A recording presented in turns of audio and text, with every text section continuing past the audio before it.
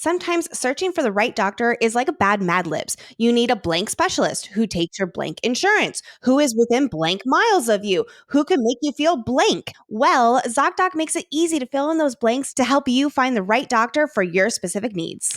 ZocDoc is a free app and website where you can search and compare high-quality in-network doctors, choose the right one for your needs, and click to instantly book an appointment. We're talking about in-network appointments with more than 100,000 healthcare providers across every specialty, from mental health to dental health to eye care to skin care and so much more. You can filter doctors who take your insurance, who are located nearby, who are a good fit for your medical needs that you may have, and who are highly rated by verified patients. You can see their actual appointment openings, choose a time that works best for you, and click to instantly book an appointment. Plus, ZocDoc appointments happen so fast, typically within only 24 to 72 hours of booking. Huzzah! You can even score same-day appointments. We at Fantasy Fangirls use ZocDoc, and you should too. Stop putting off those doctor appointments that we know you're putting off. Yes. And go to ZocDoc.com/FF and instantly book a top-rated doctor today. That's ZocDoc.com/FF. ZocDoc.com/FF.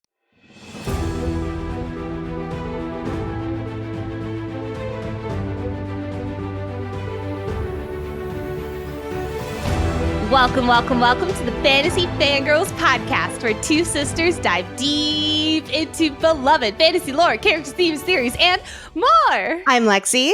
And I'm Nicole. And today we are so excited to begin our deep dive of A Court of Silver Flames by Sarah J. Maas. This episode covers the prologue through chapter 4 of Silver Flames. And hey, if you're new here, first of all, welcome to the Fantasy Fangirls party. While you don't need to first tune in to our 8 episodes of ACOTAR, our 11 episodes of ACOMAF, our 11 episodes of ACOWAR, and our 2 episodes of Frost and Starlight, because that's 32 episodes and I think almost 100 hours of content. But this deep dive conversation will be building off of what we've already talked about at length. You heard me say 100 hours, right? So if you like this episode, you're gonna love listening to the rest of our coverage of the series. As always, let's start with our content warnings, and new listeners, you really want to hear this when it comes to spoilers. While we're focusing today's discussion on the prologue through chapter 4 of Silver Flames, we are going to bring in themes, foreshadowing, lore, and other insights across the entire Silver Flames book, as well as the rest of the ACOTAR series, bonus chapters, and interviews with Sarah J. Maas. In other words, spoilers for everything ACOTAR related. While the majority of each Silver Flames episode does not include spoilers for the rest of Sarah J. Maas' series, our deep dive of this book will continue in our Maasverse Madness segment. At the end of every episode, we will give you a big spoiler warning before we bring in references from other SJM books, specifically the Crescent City series, as we do talk about Silver Flames. So with all of that said, if you don't know the meaning behind Feyre's impenetrable shield, then please go finish the series, because someone sure did penetrate her, and we'll be here when you're done. Now's a good time to mention, we at Fantasy Fangirls are adults who say adult things about adult books. In other words, friends, this podcast is rated R. Silver Flames especially includes sensitive themes about mental health, sex, and abuse. So please listen at your comfort level as we navigate these difficult topics. This episode 1 will probably be our tamest Silver Flames episode when it comes to the R rating. But don't worry, we'll still bring up sex, because I technically already have. So do be mindful of those little listening ears. Lastly, for our content warning that is new for these episodes, as we deep dive Silver Flames, our intention is to understand where each character is coming from in these complicated situations. We recognize that this book is divisive among the fandom, and it's okay for this community to have different opinions about characters and perspectives and all of that. With that said, please be respectful to both Nicole and I and to others as the conversation continues on other channels. Additionally, we are so excited to see you at some upcoming live events, starting off with the last chance to get tickets for our Fantasy Fangirls live show at Comedy Works South in Denver, Colorado. It is this October 20th. That's this Sunday. Holy God, I'm so excited. Our topic is going to be covering our biggest questions and predictions heading into Onyx Storm. And at least at the time of recording, General admission tickets are still available. We'll also be influencer partners at the Swords and Shadows Masquerade by Mountains of Magic in Highlands Ranch, Colorado next month on November 23rd. You can also dance the night away with us at the Fantastique Collection's New Year's Eve drop party in Denver, Colorado. And we have so much in store as podcast partners at Romantasy BookCon in Los Angeles on February 20th through 22nd in 2025. There are a very limited number of tickets still left available, so if you want to go to that, please make sure to get your tickets as soon as possible. We also cannot wait to be featured guests at Enchanticon in St. Louis, Missouri. It's at like a castle hotel. I'm so excited. That is next year, August 15th through 17th. And last but not least, I promise, we are returning to the Dragon Gauntlet by Rain and Revelry in Boyne City, Michigan on September 12th and 13th in 2025. That was a lot of events, so more information to all of the events that we just mentioned and tickets are available in the show notes. And last but certainly not least for this extra long intro, if you love Fantasy Fangirls and have been loving this ACOTAR series journey we're on together, if you want more content, more community, more events, and just more all around, please check out our Patreon. We have 3 tiers that you can join. The Valkyries, which includes our book club, which sometimes features authors for live Q&As. Like, for instance, this October, we have Charissa Weeks joining us to talk about The Witch Collector. I'm so excited. We cannot wait to interview her. Our first tier also includes access to our Boppin' Discord, live Q&As from Lexi and I, community events, promo codes for live events, plus 20% off discounted merch, and that is all for $5 a month.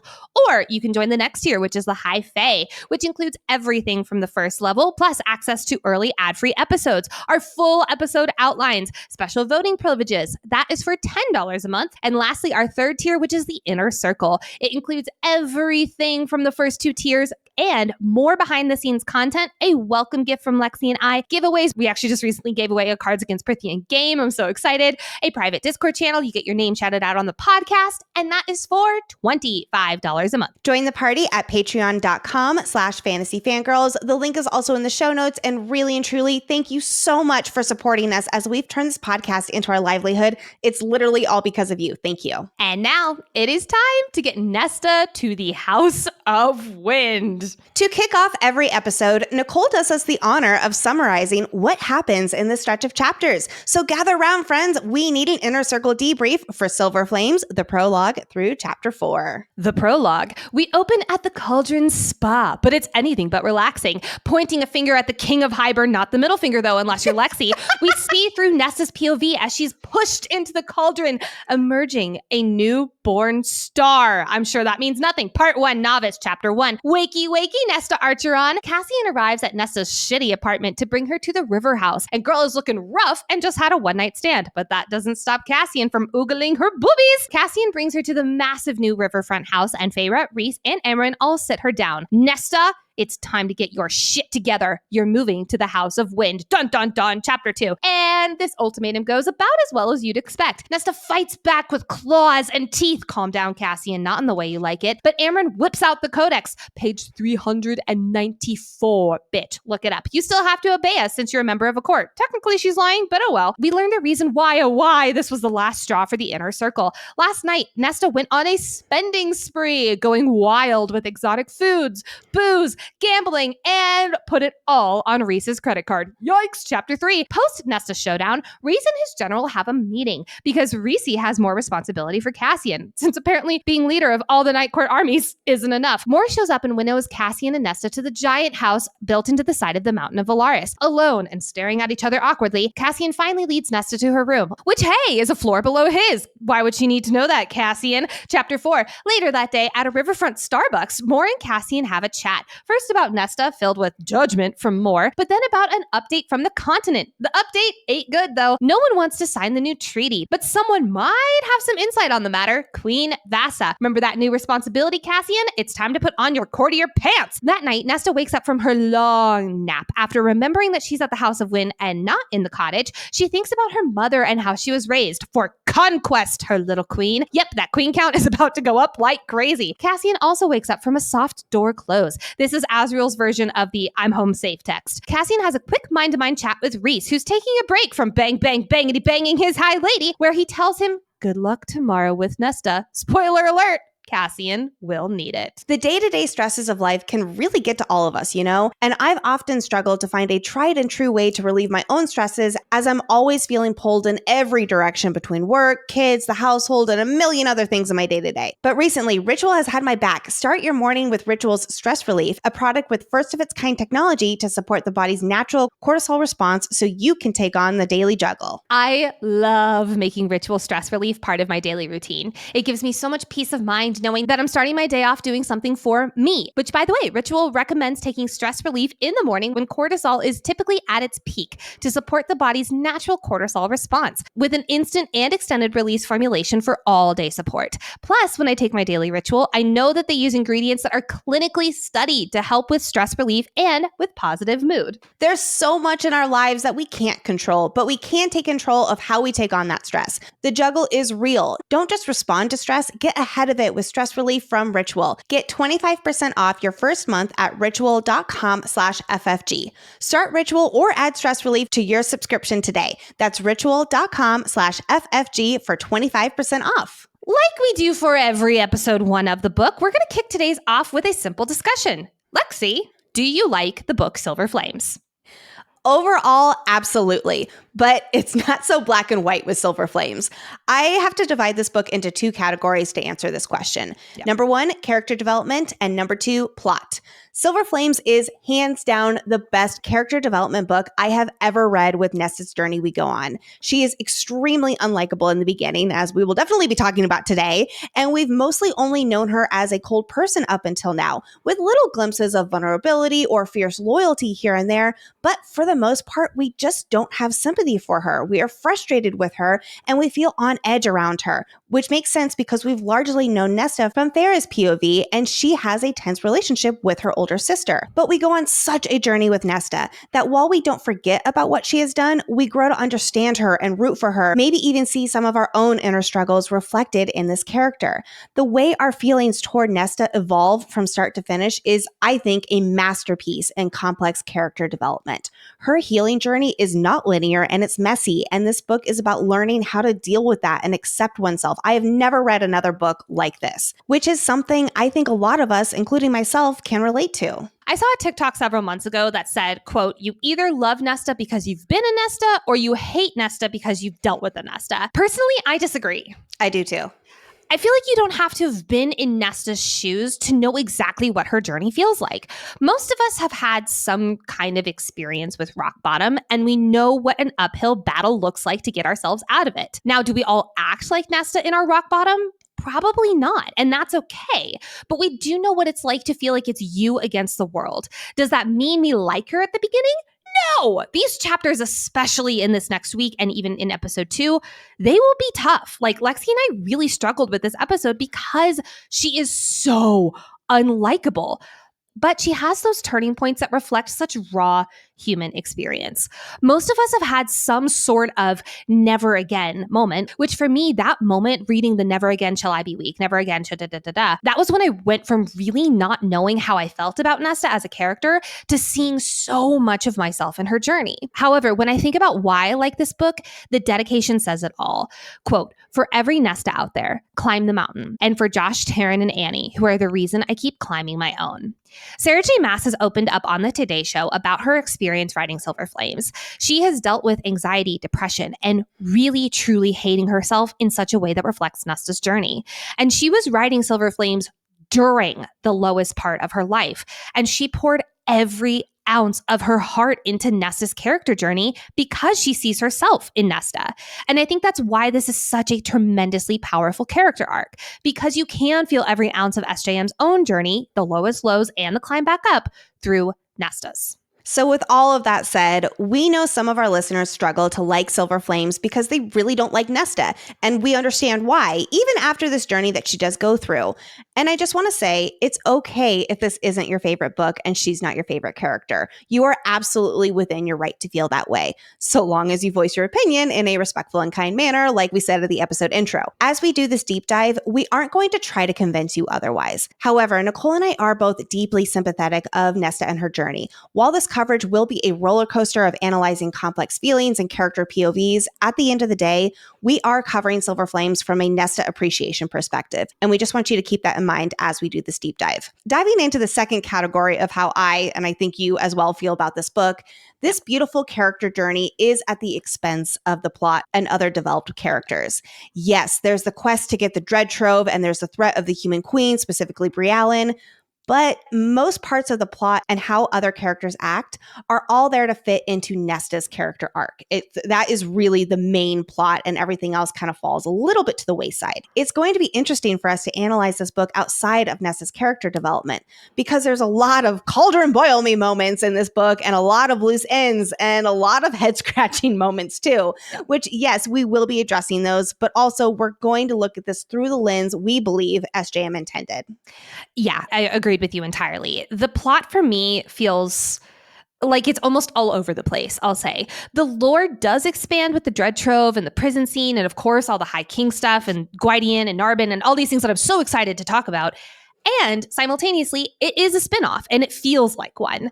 Literally to the point where Brett, because when he listened to this book, it wasn't his favorite because he literally called it a court of side quests. And it does feel like that from a plot standpoint. However, when I think about the training and the Valkyries plot, that has my heart swelling like 3 times. But also that feels very, very tied to Nesta's journey. For me, it's more I'll call it the Rhys and Feyre stuff with Nyx's birth, and also just how Rhys is acting. Even though it is, in our opinions, within character, there is some feelings around that. The new lore with the Dread Trove, Gwydion. However, I really do see this lore expansion much more as, I'll call it Maasverse prep for future expansions rather than just expanding for expanding's sake. I feel like there is a purpose behind it, even though it does feel all over the place. Also, I wouldn't be me, the romantic of the two of us on this podcast, if I didn't bring up the increased spice in this book. At the time of reading Silver Flames for the first time, this was the most spicy book I had ever read, full stop. And I was like, whoa, this just went from 0 to 60. It was a huge jump from the rest of the books in the series. And with the plot feeling a little scattered, the sex in this book almost overtook the plot for me. And I'd say even sometimes it really is on the cusp, and it kind of toes the line a little bit. And I have 2 moods for reading with spice. I have I'll call it my smut, where I know going into the book, it is smut first, story second. And that's probably why I'm reading it, let's be real. But more often, I want plot first and smut much farther down the list. I want it to almost enhance the plot where it's there strategically. Mist and Fury is a perfect example. Yep. Empyrean is a perfect example. The spice is there. It's there. But it's so integral to the plot that it doesn't feel like there's just sex on the page for sex on the page's sake. This is my preference when I go into romantasy. And again, this book is really on that line for me, sometimes even going over. Yep. Same here. I get how it applies for Cassian and Nesta, and we'll talk a lot about that. But Silver Flames is a little spicier than I personally like in my romantasy. I do like it's fun. There are some great moments with, especially my Cassian, but at the same time, it is like as I'm doing my reread, I do find myself just skipping over some of it because it's like that's not what I'm in the mood for. There's not plot woven into the sex scenes. It is sex on the page, and then we go back to plot. Yes, I would say about 50% of the spice is woven into the plot, and then 50% of it is not. Yes, I would concur. And we might want to analyze as we go through these sex scenes. Oh, we will. I will say, though, I love the Cassian and Nesta dynamic in this book. I know that's another thing the fandom debates. We're going to be talking a lot about the fandom's debates with this book and all of the concepts. I personally think that as 2 headstrong characters, these 2 ultimately complement each other, and Cassian is the tough love champion Nesta needs for her self-healing journey. And I'm so excited to continue our Cassian and Nesta discussions. We've already talked a lot about them in the last several books, and now it's like, boom, here we are, baby. Now, like we do with every book, we have to talk about where where this ranks on our full ACOTAR series ranking. For me, I rank Silver Flames in third place of all the 5 ACOTAR books. First is A Court of Mist and Fury. Second for me is ACOTAR, because that was my introduction into the world of romantasy, and that has to stay as second. Third is Silver Flames, and I'm not going to lie, it would be a solid second, if not even just like slightly below Mist and Fury, if the plot hadn't felt scattered, because I love the journey we go on with Cassian and Nesta. Cassian is not one of my top 5 favorite book boyfriends, but that's more for me. Fine. I don't know how that's possible, but fine, more for me. I will happily take Rhys. That's totally fine. But I really appreciate his character, and especially his emotional intelligence and empathy. And I can't wait to see that just so stark on the page. And don't get me wrong, I will still be writing smut love letters to Cassie and Nesta in this podcast. Don't you worry. I have been steadfast in my ranking so far that Silver Flames and ACOWAR are tied for second place. ACOWAR for the plot, Silver Flames for the character development. And I think I have to leave it at that. I could see myself bumping Silver Flames down to third place because of the lackluster plot, but I can't do that to the Valkyries and Nesta, though. Yeah. Like, I just can't. Like, I was thinking about it, it's like, nope, I just can't do that. So yes, currently it is in second place because of its incredible character journey. That's so fair. All right, friends, it is time to step into the cauldron, discuss key insights, character analysis, lore, foreshadowing, theories, and so much more. Silver Flames opens with Nesta's POV of going into the cauldron, which immediately sets the tone for the beginning of this book. This isn't actually even called a prologue like Rhys's POV in ACOWAR was, although we here at Fantasy Fangirls are calling it a prologue. This opening parallels ACOMAF's opening with Feyre's dream, where she kills the 2 innocents in the third trial and hates herself for it. Just like this, that set the tone for Feyre's character in ACOMAF. We readers have wondered alongside Feyre what it was like for Nesta and Elaine in the cauldron. And I believe it was ACOWAR, Feyre realizes that she never asked her sisters about their experience in the cauldron, and it's been a question mark for us. In fact, she will ask her sister in Silver Flames, and Nesta will refuse to tell her. Opening up this book, this is the exact scene that we needed as the perfect tone setter. We are about to be dropped right into a scene with Cassian at Nesta's door where it is really hard to resonate with Nesta, and it will be hard for a while. So having this moment of, I'll call it the catalyst of her trauma and why she is so void of any feeling, it was important as a reminder for us readers what we're about to go on with Nesta. Exactly. It feels fitting that this is how we're thrust into Nesta's POV. Oh my God. Which is, oh dear.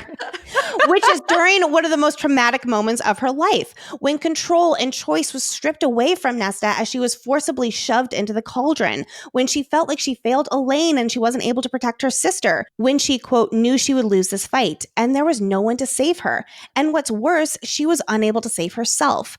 The only agency she had left was her refusal to go into the cauldron gently, and the death promise that she made to the King of Hybern as she pointed her finger at him. I've speculated that this death promise may have contributed to the manifestation of her death power, or she drew this particular power of the cauldron to her, where she subconsciously sought it out and stole it from the cauldron. I love there's also this language in the prologue of, quote, it was fire, it was molten ore poured into her veins. Right here, this is the making of Silver Flame, Silver Fire, that molten silver being poured into her veins, the literal, it was fire. That's the book, Silver Flames. I love it. And how it's always like roiling within her. Absolutely. Yes. Like it's in her blood. We get a vivid description of Nesta's strong will overpowering the cauldron, which is insane, by the way. Like that's crazy to read when you know how powerful the cauldron is. Where within its depths, she goes toe to toe with the dark eternity and violently takes that raw power. Not out of greed or lust for power like the human queens, but for revenge against the cauldron for taking away her sense of self and for what it did to Elaine. And of course, against the King of Hybern for orchestrating all of this. And of course, this prologue ends with Nesta still in the cauldron, quote, burning through the darkness like a newborn star. Woo! So much to unpack in these 8 words, which, side note, I love that it's 8 words to mirror the 8-pointed star that will be tattooed on her back thanks to the bargain with Cassian. So yes, I do think that's foreshadowing, obviously, the star and how stars will be so integral to her. But this book is so much about a newborn star finding her place within the Night Court. So welcome to Science Class with Nicole. Stars. Never thought I'd heard you say that. Fun fact, science was actually my favorite subject in school. I loved science so much. I did not know that. I even took a black hole class in college because I thought it would be cool. No, it was terrifying. It was a really scary class, and I barely made it through it with a C. So back to science class with Professor Nicole. Stars are formed when clouds of gas in space collapse under their own gravity. There you go. That was your science lesson. Now, if that isn't almost a direct one-to-one comparison with where Nesta is right now, floating around in space just without any direction, and she's collapsing under her own gravity. I don't know what is if that's not a direct one-to-one comparison. There's also this line earlier in the prologue, not a prologue, quote, "In the beginning and in the end, there was darkness and nothing more." This feels almost like a moment right before the forming of a star or the Big Bang even, where it feels like there's just this emptiness and everything's about to explode. Which we know this void and the darkness are directly tied to the cauldron and this world's existence from everything we covered in ACOWAR. And I think that's all we can say without getting into Maasverse Madness. So stay tuned for Maasverse Madness, where we will be talking about this more. But we move into part 1 of our journey with the title of part 1, Novice. Which, first and foremost, directly refers to stage 1 of the Valkyrie's training. Stage 1 is obviously Novice, stage 2 is Blade, and finally, stage 3 is achieving Valkyrie status. I love how the first parts of this book mirror the Valkyrie training stages, depending on where Nesta is in her journey. This, like so many of SJM's titles, has multiple meanings. There's obviously the part that is literally Novice. She is a novice in training. She's a novice in being a Valkyrie. And if we're going by the literal definition of Novice, quote, a person new to or inexperienced in a field or situation. I also look at this as Nesta being a novice in climbing her own mountain or climbing out of her own rock bottom. She is in a new world. Yes, she's been in it for over a year now, and she's been turned high fae, but she has not found her place in the world yet, nor has she tried to. This is literally her being a novice and finding her home or finding a place in the world. I love that she'll even note in the stretched chapters that she's never had a home before. So this is like super new for her. We've almost exclusively talked about Nesta so far, but chapter 1 actually opens in Cassian's POV, which for one, this informs us readers with the necessary catch-up we need as we head into this next book of the series. Like Nicole noted in our Frost and Starlight episode 2, we pick back up with these two in a similar way to when we last saw them, despite this 9-month time jump. Nesta is still living in the shabby apartment and she's not taking care of herself. Cassian is working up the nerve to face her, and she's terrible to him and does her best to push him away. And I do want to point out his hesitation at the door. It's not for fear of Nesta herself. It's that he knows what's on the other side of that door and what that holds. It's a promise of the past and the pain he feels from it, but it's also the unknown of how she's about to react at this news. Plus, knowing that this news means that both of their lives will be thrust together again. Silver Flames is, of course, Cassian and Nesta's love story. And I really do love how chapter 1 starts with their first real interaction since we were last with them at Winter Solstice. Sure, there's been a handful of words since then, but very few and none have been pleasant on Nesta's end. We find out that last month there was an end of summer party on the barge, which is a large flat boat, that all of the members of the Inner Circle attended. Even including Nesta, assumably because Amren helped sway her into coming. But the two friends ended up getting into a big fight because Amren offered to teach Nesta more about mastering her power as requested by Feyre, and Nesta twisted it into Amren, quote, siding with her younger sister. Nesta also felt like Amren was disappointed in her for her failure to hone her power, and Amren told her she thinks Nesta has powers that she still doesn't understand, respect, or control. This argument left Amren nearly shaking with rage and disgust, brooding at one end of the boat, and Nesta was the first to get off when the party ended. The two have not spoken since. She also barely acknowledged Cassian during the party and hasn't talked to him or anyone else in the Inner Circle for that matter in the past month either. Now, in the present, Cassian admits to himself that he's avoided her as much as possible because she's made her feelings toward him known. And it hurts him because even though it's not stated on the page, he loves her. He wants her to want him back. And as is definitely on the page, he is still sexually attracted to her, which I love you, Cassian. You know I do. But there is a time and a place to oogle at her boobies. It's not now. However, it's up to Cassian to deliver the news that Feyre has requested Nesta's presence at the River House. In fact, Cassian's mission here is to ensure Nesta arrives for the meeting in time. But why Cassian, of all people? Well, because he's the only one who can actually get her to go without literally kicking and screaming, and also the only one even remotely willing to. I mean, can you just picture if Amryn or even if Reese, I love Reese, that would have been terrible. The building would not have been standing at the end. It would have been bad. No. By this initial Cassian POV, we also importantly get to see Nesta from someone else's perspective as the book opens. Someone who is certainly frustrated with her, but still cares about her and is worried about her. His POV offers insight into just how grim her chosen residence is, how nervous he is to interact with her, how thin and lifeless she looks. The purpose of being in his POV here is for us to see Nesta from the outside, where we only see her cruelty and anger at its surface level, which makes her POV that much more impactful as we slowly but surely start to understand why she is the way she is. I think I know what would make Nesta's place a lot cozier, and that is Miracle Made Sheets. If you know us here at FFG, you know that we are obsessed with our Miracle Made Sheets. They are so comfortable. I feel like I'm sleeping like a queen every single night. These sheets are infused with silver that prevent up to 99.7% of bacterial growth, leaving them to stay cleaner and fresher 3 times longer than other sheets.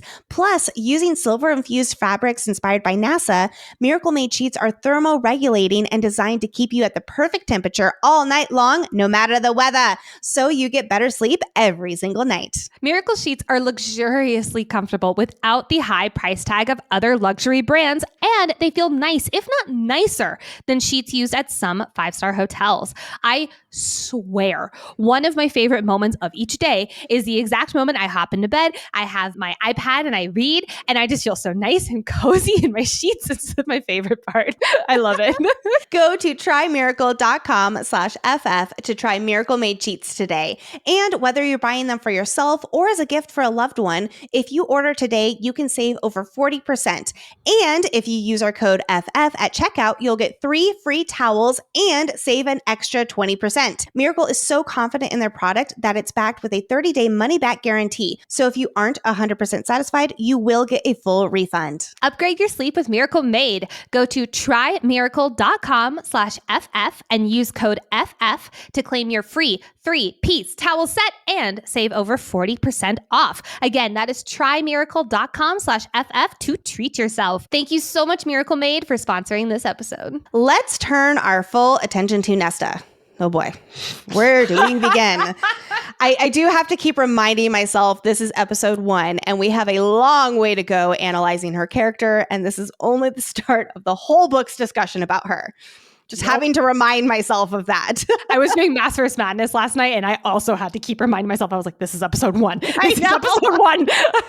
As the POV switches to Nesta, we instantly get descriptions that paint a rough reality for her. She doesn't know the name of the male she brought home last night and doesn't care to know. Her memory is described as wine-soaked, and it's obvious that this is just another very hungover day in the life. Her apartment is cramped, dim, and only sometimes has running hot water, which, remember how much she used to look down on people in such living conditions, even when the Archerons themselves were in poverty. Now she chooses to live in this situation. Since the get-go of Nesta's life, there have been astronomical standards set to her, and she's never had control of those standards, as she will note in her POV. They were always pushed upon her, and when she tries to take control back in her life, she'd been stopped at every turn. And she thinks in her POV, quote, "and she hated that even more than the King of Hybern." Woof, that is saying something. We've seen this time and time again with Nesta when someone, specifically Feyre, because we've been in her POV, has tried to tell her what to do.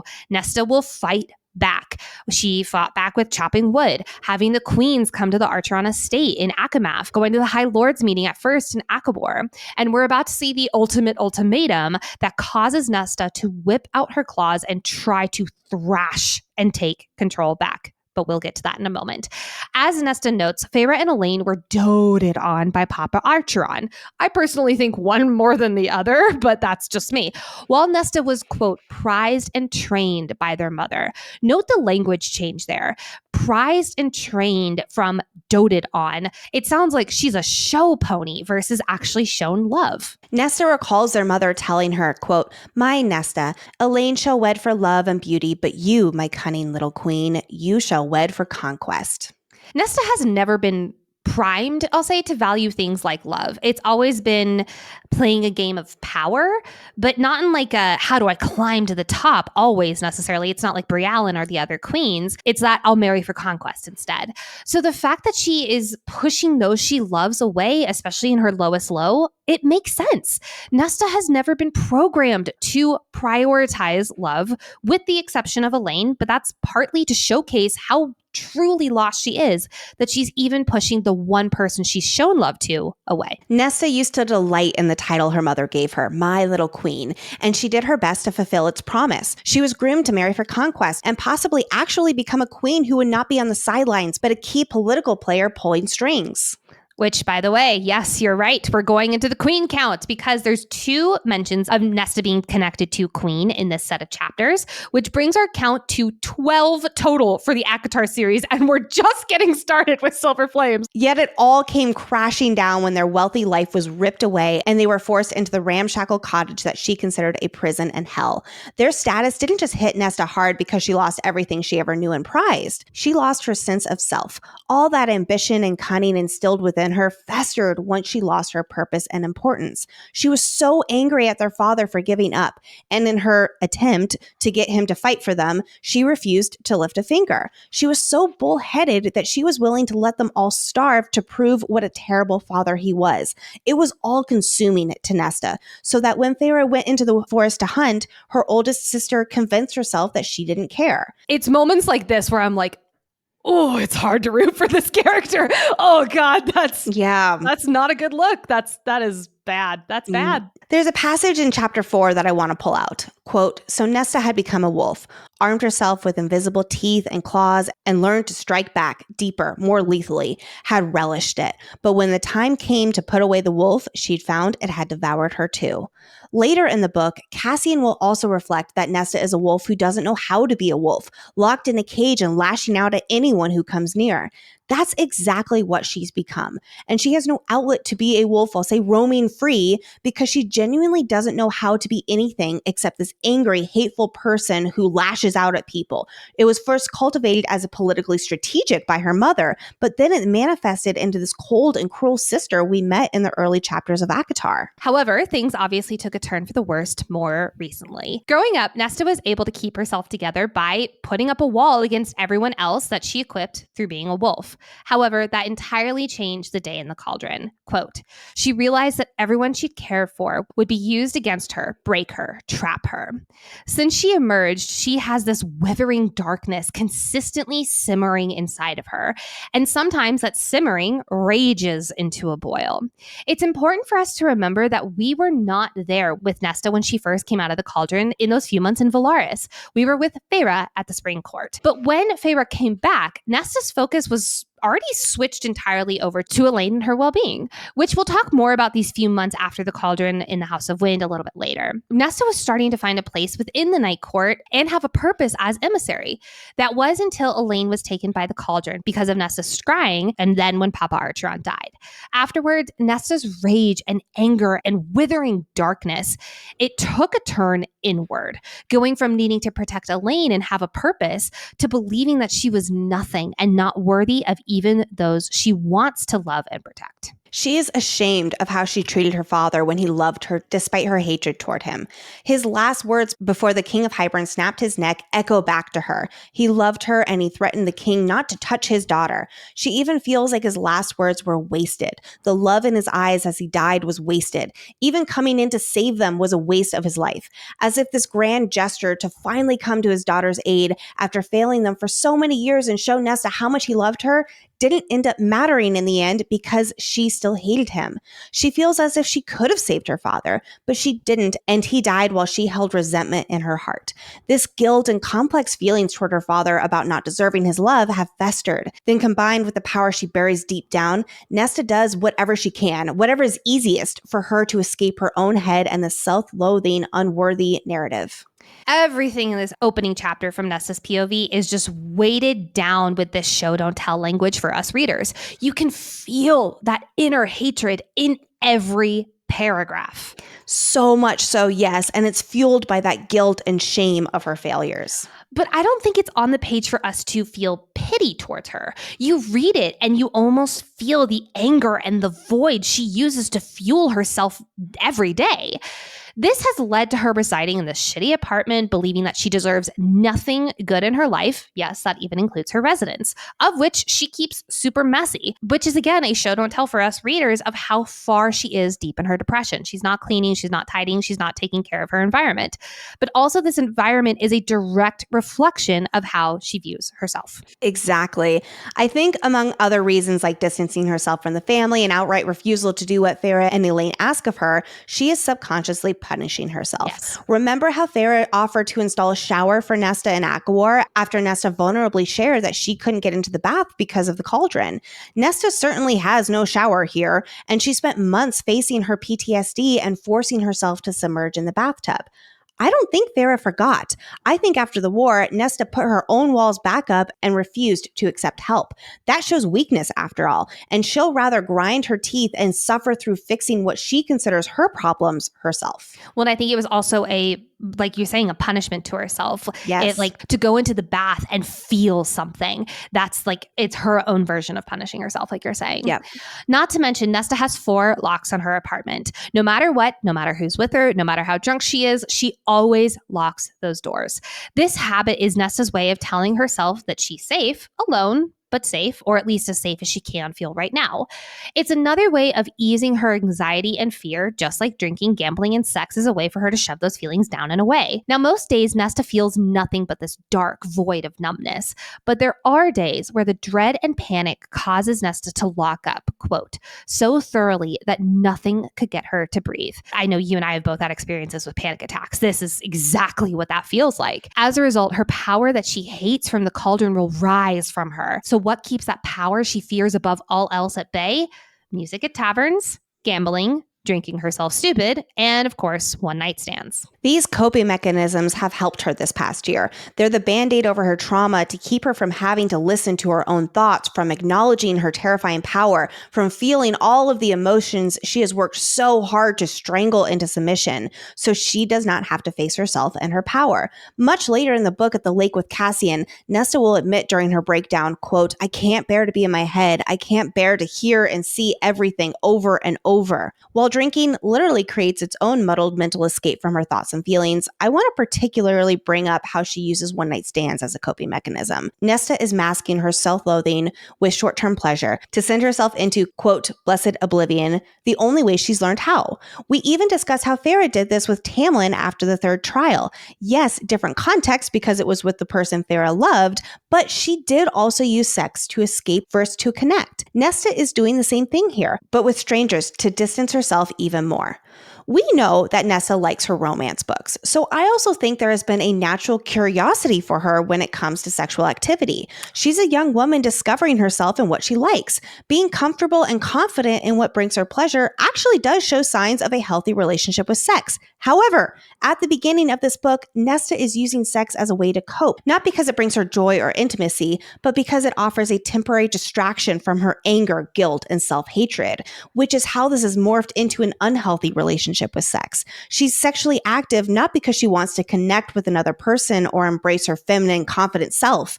She sleeps with strangers and seeks out pleasure to escape her pain, her thoughts, and her power. She doesn't regret these casual hookups. She just doesn't care, which directly ties back to how she has pushed all these feelings so far down where she is numb. Because if she was to care about any of it, the floodgates would open. Whew, that's part 1 of Nesta. Let's get into the ultimatum, though, that kicks off this entire book. Cassian takes Nesta to the river house, which is more like a riverside estate. Newly finished and so clean and beautiful, it is the stark opposite of not only of Nesta's apartment, but Nesta herself. As she walks in, she remembers her shoes are stained with stale wine from the night before, almost giving this dirty feeling as she walks into somewhere pristine. Again, going back to that, she feels like she's dirty and disgusting and not worthy of this pristineness. The river house has towering marble archways framing an ivory and sand front hall, which leads to the formal business rooms decorated with pink and blue hydrangeas. Yep, It's plant watch time. Pink hydrangeas mean sincere emotions, which makes sense given that this ultimatum is, yes, rough for Nesta, but it is coming from that sincere place of care from the inner circle, at least for the most part. And blue hydrangeas mean rejection and regret. Ooh. Yeah, that sounds about right. It's specifically rejection. Like shit like this, I'm like, oh, this is what Plant Watch is for. Nesta rejects the inner circle's offers, but she also feels rejected from the inner circle itself. Despite the enormous house's grandeur, complete with locally made hand-blown glass chandeliers and wood furniture, which, by the way, Feyre mentions to Nesta later, all about like giving back into the community and helping the community. This is right there. Like their house is made from the community. I love it. But the house also somehow manages to be homey despite its largeness, with plush blue rugs and arrays of art that were picked out by Feyre herself. Which we have to talk about it, because as Nesta notes, there are portraits of Feyre's family, new and blood. However, there are two exceptions. Nesta is not portrayed, and their mother is not portrayed on the walls through art. I'm very curious about Feyre's line of thinking here, because initially I was like, Feyre, this is at least a lowercase L for you. But I am trying to put myself in Feyre's shoes here, because it's easier for us. We've had 3.5 books of being in her head. No matter what, this is a lose-lose situation for Feyre. She puts up nothing of Nesta, and Nesta feels like she's being shoved away. She puts up those photos, and Nesta could get mad, saying that she doesn't want to be part of this family, or she could mock Feyre about her artistic skills as a way to bring her down, which she has done before. I don't know, though. It has always rubbed me the wrong way. And knowing what we know about Feyre, yes, she is hesitant to show other people her art. She has been more private, but this is a show don't tell for us readers that is in the past. So it makes sense to me that she would at least have a painting of Nesta up, because family is so important to Feyre, as we're about to see. It makes sense that she wouldn't want to vulnerably subject herself to whatever Nesta could lash out in regards to the painting, though. So I don't know. I see both sides. The lack of Nesta in the home embodies her contradictory feelings about all of this. She simultaneously wants nothing to do with this family and wants to live her own life without them in it. And at the same time, she wants to be wanted. At her core, she wants to be loved and feel like she belongs. Not necessarily with this family, but to have that. Feyre asked Nesta to design her own room here, and Nesta told her to piss off, which that right there, I could see why Feyre is like, well, I'm not going to have a painting of you then, because you don't want anything to do with us here. And it would make Feyre very sad to see that painting all the time, reminding her of her sister who doesn't want to be part of this family. With Nesta telling Feyre that she wants nothing to do with it, that gives Nesta the upper hand, the control of the situation. But when Feyre and the others listen and don't bring Nesta into this family, don't have her paintings up, it strips Nesta of the little control she feels she has, and now it's not her choice to not be part of that family, and that is what makes her angry. Again, it's that lose-lose situation. There is no winning for anyone here. However, since we are in Nesta's POV as we walk into the estate, there's this air of just distaste for the palace, as she calls it. Recalling how when Feyre gave Nesta the tour of the house, Nesta had been half drunk and coated in hatred at each perfect room. Her younger sister has her life together, and through Nesta's eyes, it's almost like she decided the tour meant shoving that perfect life down Nesta's throat. I can relate to this a little bit for myself. When I was younger and I was not doing very well in my life, a lot of my friends were doing well, and I felt like they had a lot of opportunities handed to them, both financially and careers and all of that. And I withdrew from them because I was embarrassed and a little, really, not a little, very jealous. And I realized that I withdrew from them. And I still regret that very much to this day, about how I unfairly treated some very dear friendships. Yeah. I know you and I have the exact same feelings with that. And like, there is this jealousy is such an uncomfortable emotion where I feel like a lot of us, and myself included, go from jealousy to anger because it's a lot easier to deal with. And that's exactly what Nesta's doing here. She is deeply jealous because she wants not what Feyre has, like the physical things. She wants the emotion behind it. She wants the family, the love, the belonging. She wants that so desperately. She's surviving on anger right now because it's the one emotion that she can deal with. Yes, like you can feel the jealousy through these pages. It was Nesta who was supposed to marry a prince and get this kind of happily ever after with all of the wealth in the world being handed over to her. She was supposed to be a queen. Fae-vorite is literally a queen of the night. Yes. And with it being Fae-vorite who got everything she wanted, and Nesta, she's just so jealous. And rather than admitting that, though, because that is such a vulnerable feeling, she masks that as anger and judgment. And that's going to be a very common theme throughout the first part of this book. Well, it's almost like getting shown the house. It is a, wow, this is how much of a failure I am in my own life. And that's, again, that's surviving on anger, because admitting that she's a failure and feeling those deep feelings. Like, we're going to talk a lot about this throughout the Silver Flames coverage. Nesta is someone who feels everything and feels it not at a 7, but at a 10, 12, like all these really heightened emotions. And that jealousy, that feeling like a failure is so uncomfortable. But again, anger is something she's found comfort in. Is that good? No, it's unhealthy. And we'll get into that too. Don't worry about it. We're wanting to at least get in Nesta's head so that we can understand her. Doesn't mean we have to like her. Going into this meeting, though, speaking of not liking her, Nesta already has her plan on lock. She has been doing the same thing for almost a year now. Ignore them. And that's her plan today. They're going to tell her what to do. They're going to scold her. She knows that a scolding is underway, and she is ready to just brush it off and brush it under the rug. She has no idea, though, how closely the inner circle has been paying attention to her moves. Not because she doesn't believe them capable of looking closely at her actions, but it's because she truly doesn't believe she's worthy of anyone carefully watching her or caring about her at all. I'll also even throw in, she has such a bad painting of them in her own mind that she thinks they're so wrapped up in their own stuff that she's like, you guys are so self-centered and so wrapped up in each other, you wouldn't care about me. So it's like, there's the surface level, which is that, and then there's a deeper meaning where she feels like she's not worthy of being paid attention to. Yes, exactly. Even as she walks into the room, she hates how the attention is on her and how she is being judged for her filthy shoes and the smell of the mail still on her.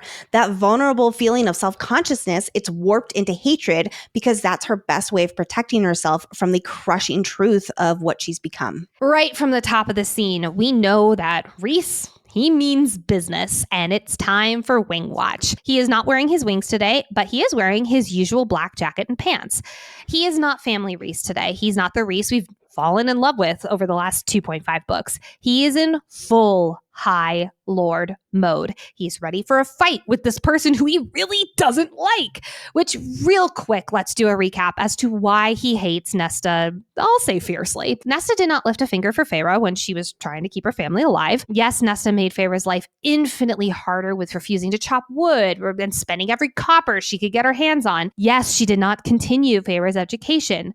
But if all this were true, Rhys would equally hate Elaine too, which he doesn't because, quote, it's Elaine. So this reasoning for not liking Nesta does go so beyond her past actions. I would actually say it is more influenced by her present attitude. Nesta has not only previously made his mate's life difficult, she is currently making Feyre's life, and now his life, difficult. He has shown Nesta kindness, and he's offered her jobs. He's offered her a place in the court, and he has not shown this to many people outside of Velaris. And that's really saying that mildly. And Nesta has thrown every ounce of that kindness back in his face. Rhys is a self-sacrificing male, and in his eyes, Nesta is the polar opposite and selfish. However, as we will come to note a lot in this deep dive, these two are two sides of the same coin. They react differently, but their motivations, they're very, very similar. However, before I get too ahead of myself, let's address the elephant in the room. Seeing this cruel side of Rhys, it feels almost foreign to us and quite jarring to us as readers as we spent 2.5 books falling in love with Rhys's softer side. But the soft side is reserved for people and only a select few of those people. Like I mentioned, he is in High Lord of the Night Court mode. If he was being described exactly as Feyre describes him, and how we're like used to hearing him, it would be so weird. It would not be right. We're in a very different POV. Rhys is supposed to be morally gray, and he is not the kind mate right now. He is being cruel, yes. And I'll have a lot to say on that throughout this deep dive, but he is still being in character. And I feel like that's where a lot of people lose sight of Rhys in this book. We all know that he is a cunning chess-playing Ravenclaw, and that is still so very much on the page here. Earlier today, after receiving the bill from Nesta's night out, which was astronomical, Feyre began silently crying, as if knowing this was the final straw that broke the camel's back. As Cassian notes, quote, an acceptance of hope failed. So Rhys, putting a comforting hand on his mate, turns to his brothers and lays out the plan, quote, as if it had been waiting a long, long while. Rhys wanted this ultimatum for Nesta to be Feyre's choice. There's that word choice again. It's so prominent. Since he knew that change would not come from Nesta herself, he wanted it to be Feyre's choice to jump into action. I don't view this as a moment of cruelty from Rhys and him wanting to hurt Nesta. He wants his mate to be happy. And, through that, it means Nesta being happy too. But Rhys is a chess player, always thinking of different scenarios for a betterment of this world. And this is no different. I would not be surprised if this was only one of the many plans that he was cooking up. But he read the situation, noted Feyre's straw that broke the camel's back, and he took advantage of the breaking this caused. And I do want to just point out, his plan, it worked. Sort of. There is going to be a big caveat to There's it. There's a big asterisk there. And it mostly worked, I'll say. I do love that it's Cassian who will make the adjustment from having her train at Windhaven to having her train at the House of Wind, because he knows Nesta so well that will actually work for her. Yes. But we're getting ahead of ourselves here. Speaking of plans, am I the only one who plans for laundry day when I run out of my coziest underwear and need to wear them again as soon as possible? Because, yep, I'm talking about MeUndies. I am especially obsessed with my new Dream Seam underwear from MeUndies. Dream Seam offers buttery soft comfort, freeing you to express yourself where you know that you'll never have to worry about unnecessary VPL, visible panty lines, or discomfort ever again. Stay comfy this fall in Dream Seam underwear and bralettes. You can't even see my underwear lines in my leggings that I wear, and it's the little things in life like that just make me so happy. Full stop. Dream Seam are my favorite pair of underwear, so much so that when I was on my honeymoon, I wore them and I could not shut up about them. And Brett was like, we are surrounded by people. Please stop talking about your underwear. It's amazing. But they're so cozy. It feels like they're barely there, but they're still providing coverage. Like Lexi mentioned, there's no panty lines whatsoever, which I loved when I was traveling, because that's just not something you want to think about when you're staring at a steeple at a church. And it's just, they are the best. They keep me cozy, but they also keep me cool. One of my favorite things about the Dream Seam line is how versatile they are. MeUndies offers them in a range of silhouettes that can be worn for any occasion, like everyday comfort, athleisure, or special occasions. And for the first time, MeUndies will be offering removable pads and bralettes. Wear them with pads or without. Gotta love options. Comfort is more than a dream this fall with MeUndies' new Dream Seam line. Get 20% off your first order plus free shipping at MeUndies.com/FFG. MeUndies, comfort from the outside in. So what is Rhys's plan, though? It is an ultimatum for Nesta, darling. Option 1. Nesta will move into the House of Wind, effective immediately. Every morning, she will train with Cassian at Windhaven in the Illyrian Mountains. And after lunch, she will go to the library in the House of Wind for work. No, she will not be a prisoner. However, there will be no one to fly her to the city. So the only option is to climb down those 10,000 steps. The 10,000 steps. But if she manages to make it down the 10,000 steps into Valaris, she will need to find her own money to purchase anything. After a few months of this, they will reevaluate where she is and decide next steps from there. That's option 1. Option 2, she permanently goes back to the human lands, a place that because of her high fae-ness, she will not be accepted, welcomed, and that's putting it mildly. Because despite the fae and the humans working together in the war, things haven't gotten that much better with the prejudice there. So essentially, Nesta would be housebound for fear of what the humans would do in their own prejudice.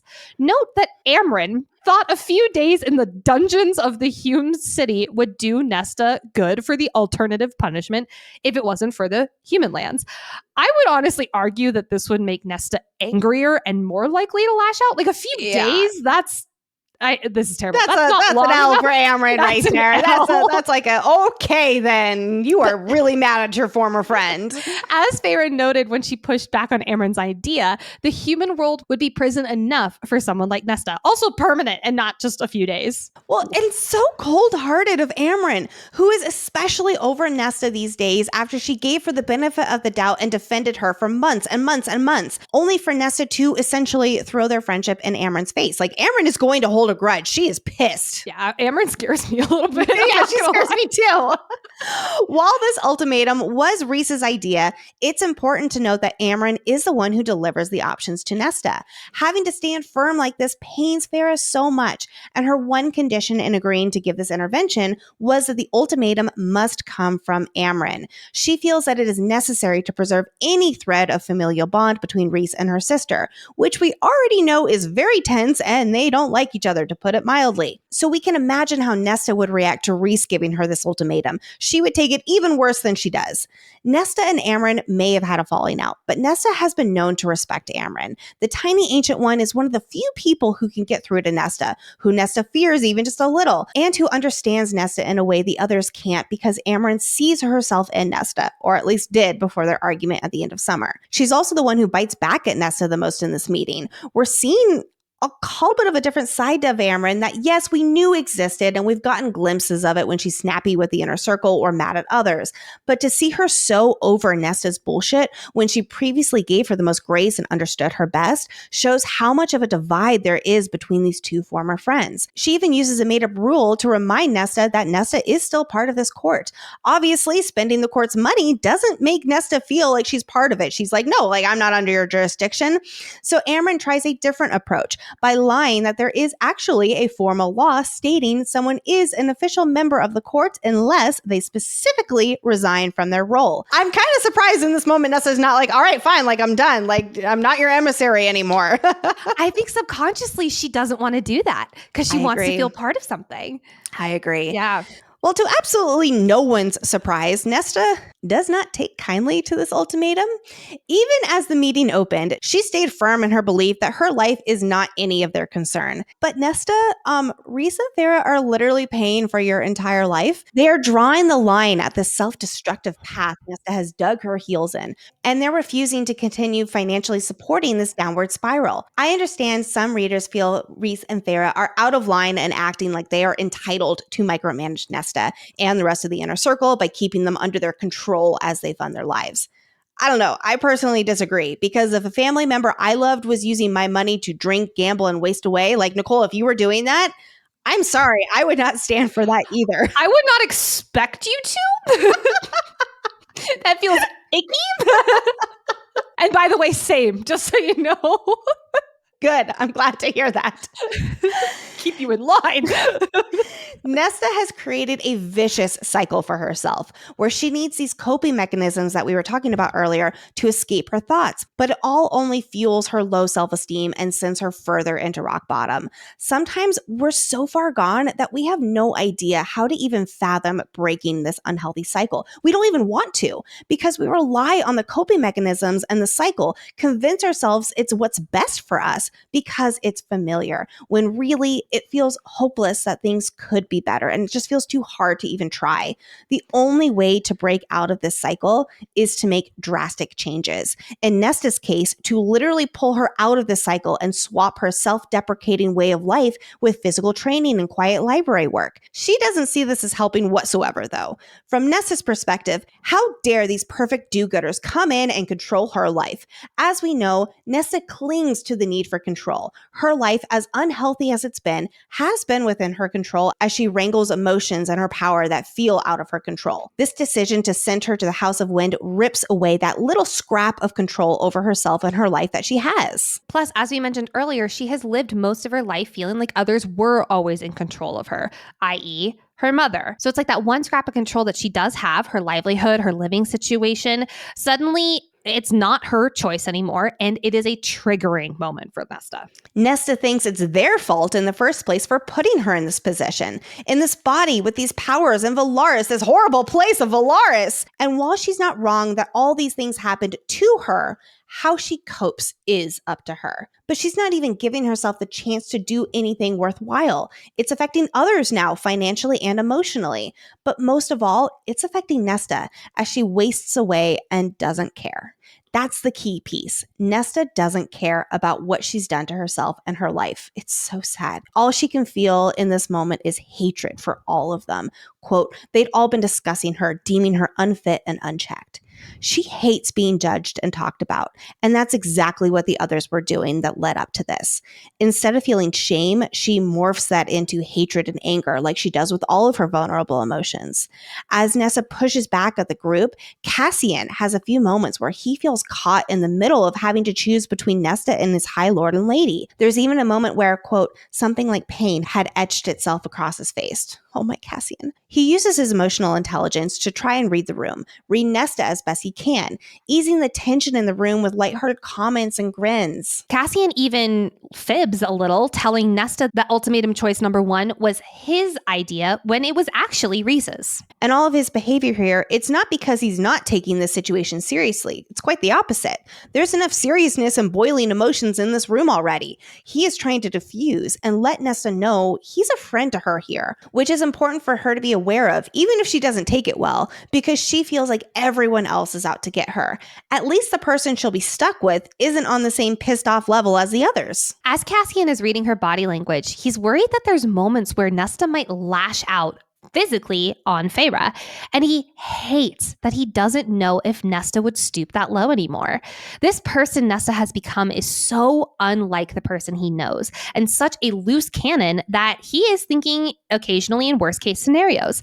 But he feels bad for thinking this negatively about her. He wants to believe, I won't say the best, but realistically, he wants to be grounded when approaching her. This is quite different from the others in the room, mainly Rhys and Amren, who are thinking the worst about Nesta. And that's the standard for them. Where Cassian is not making her out to be the villain, rather someone who is deeply wounded and almost acting like a bull in a china shop. You know, she is unexpected, and he hates that he doesn't know what to expect from her. Throughout this conversation, Feyre is leading the charge, but not necessarily with fearless confidence. Feyre's voice is shaking. She's stumbling over her words. She is nervous. For Nesta's reaction, yes, but more because she knows this is a, oh God, I have to make this worse before it gets better situation. Even before Amren lays out the ultimatum, Feyre prefaces that changes need to be made, and she takes a lot of responsibility for letting things get this bad in hopes that Nesta would pull herself out of this downward spiral, or at least make the slightest effort to. Feyre feels this utter agony of knowing she's hurting her sister having to go through with this ultimatum, so much so that she catches herself before saying, I'm sorry, to Nesta. After the war, Feyre saw Nesta's downfall, but she listened to others' advice, letting her have the time and the space to sort her shit out. I really find it interesting that Feyre falls on the sword here. She blames herself for Nesta's behavior going on this long, when Mor and Amren were the ones who told her to give Nesta time. Mor and Amren, I'll say Mor and Rhys really, but Amren's definitely not innocent here. These are some of the people who are giving Nesta the harshest time, and they're the most over her shit, despite the fact that they were the ones who said give it time. I found it interesting about Feyre taking the blame too, but I think it's about her trying to soften the blow and start the conversation off in a kind and understanding manner, like on equal ground with Nesta, to try to make this whole ordeal, again, like just a tiny bit better.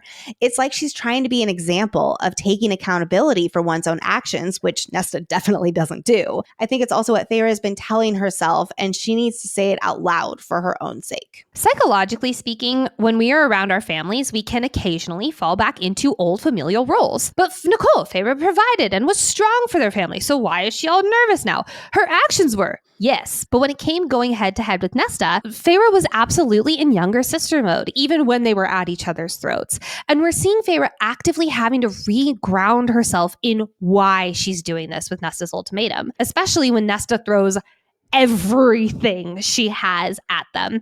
Like when Nesta erupts, quote, You dragged me into this mess, this horrible place. You are why I'm like this, why I'm stuck here.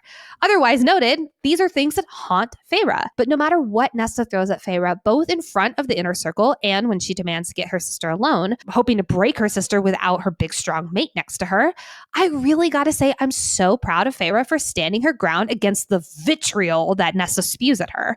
I mean, Nesta throws in Feyre's face after Feyre tells Nesta that she's been spending all their money. No, this is bad, Nesta. Quote, your mate's money. Another flash of hurt. Nesta's blood sang at the direct blow. Thank you so much for taking time out of your homemaking and shopping to remember me. Ooh, this is where I visually recoiled and remembered, wow, this is bad. Moments like this where Nesta goes for people's deep insecurities in order to get them to match her anger. This is just the start of her doing this. Even when she realizes there's no insulting her way out of this ultimatum, she goes in for the kill line with Feyre, telling her, I won't be your prisoner. It's not stated, but I absolutely believe that she brings this up because prisoner is a very triggering word for Feyre. When was she a prisoner last? Was when Tamlin locked her in the Spring Court Manor. And the fact that Nesta throws this at Feyre, hoping for her to recoil and think herself just as bad as Tamlin? Ooh, that's a bad look. Because as Feyre notes, Nesta is not a prisoner. She will be allowed to leave if she can climb down the 10,000 steps. This is an L for Nesta. And that's why the beginning of this book is so hard and why I believe a lot of people couldn't get past this version of Nesta. And that's understandable. This is a tough look.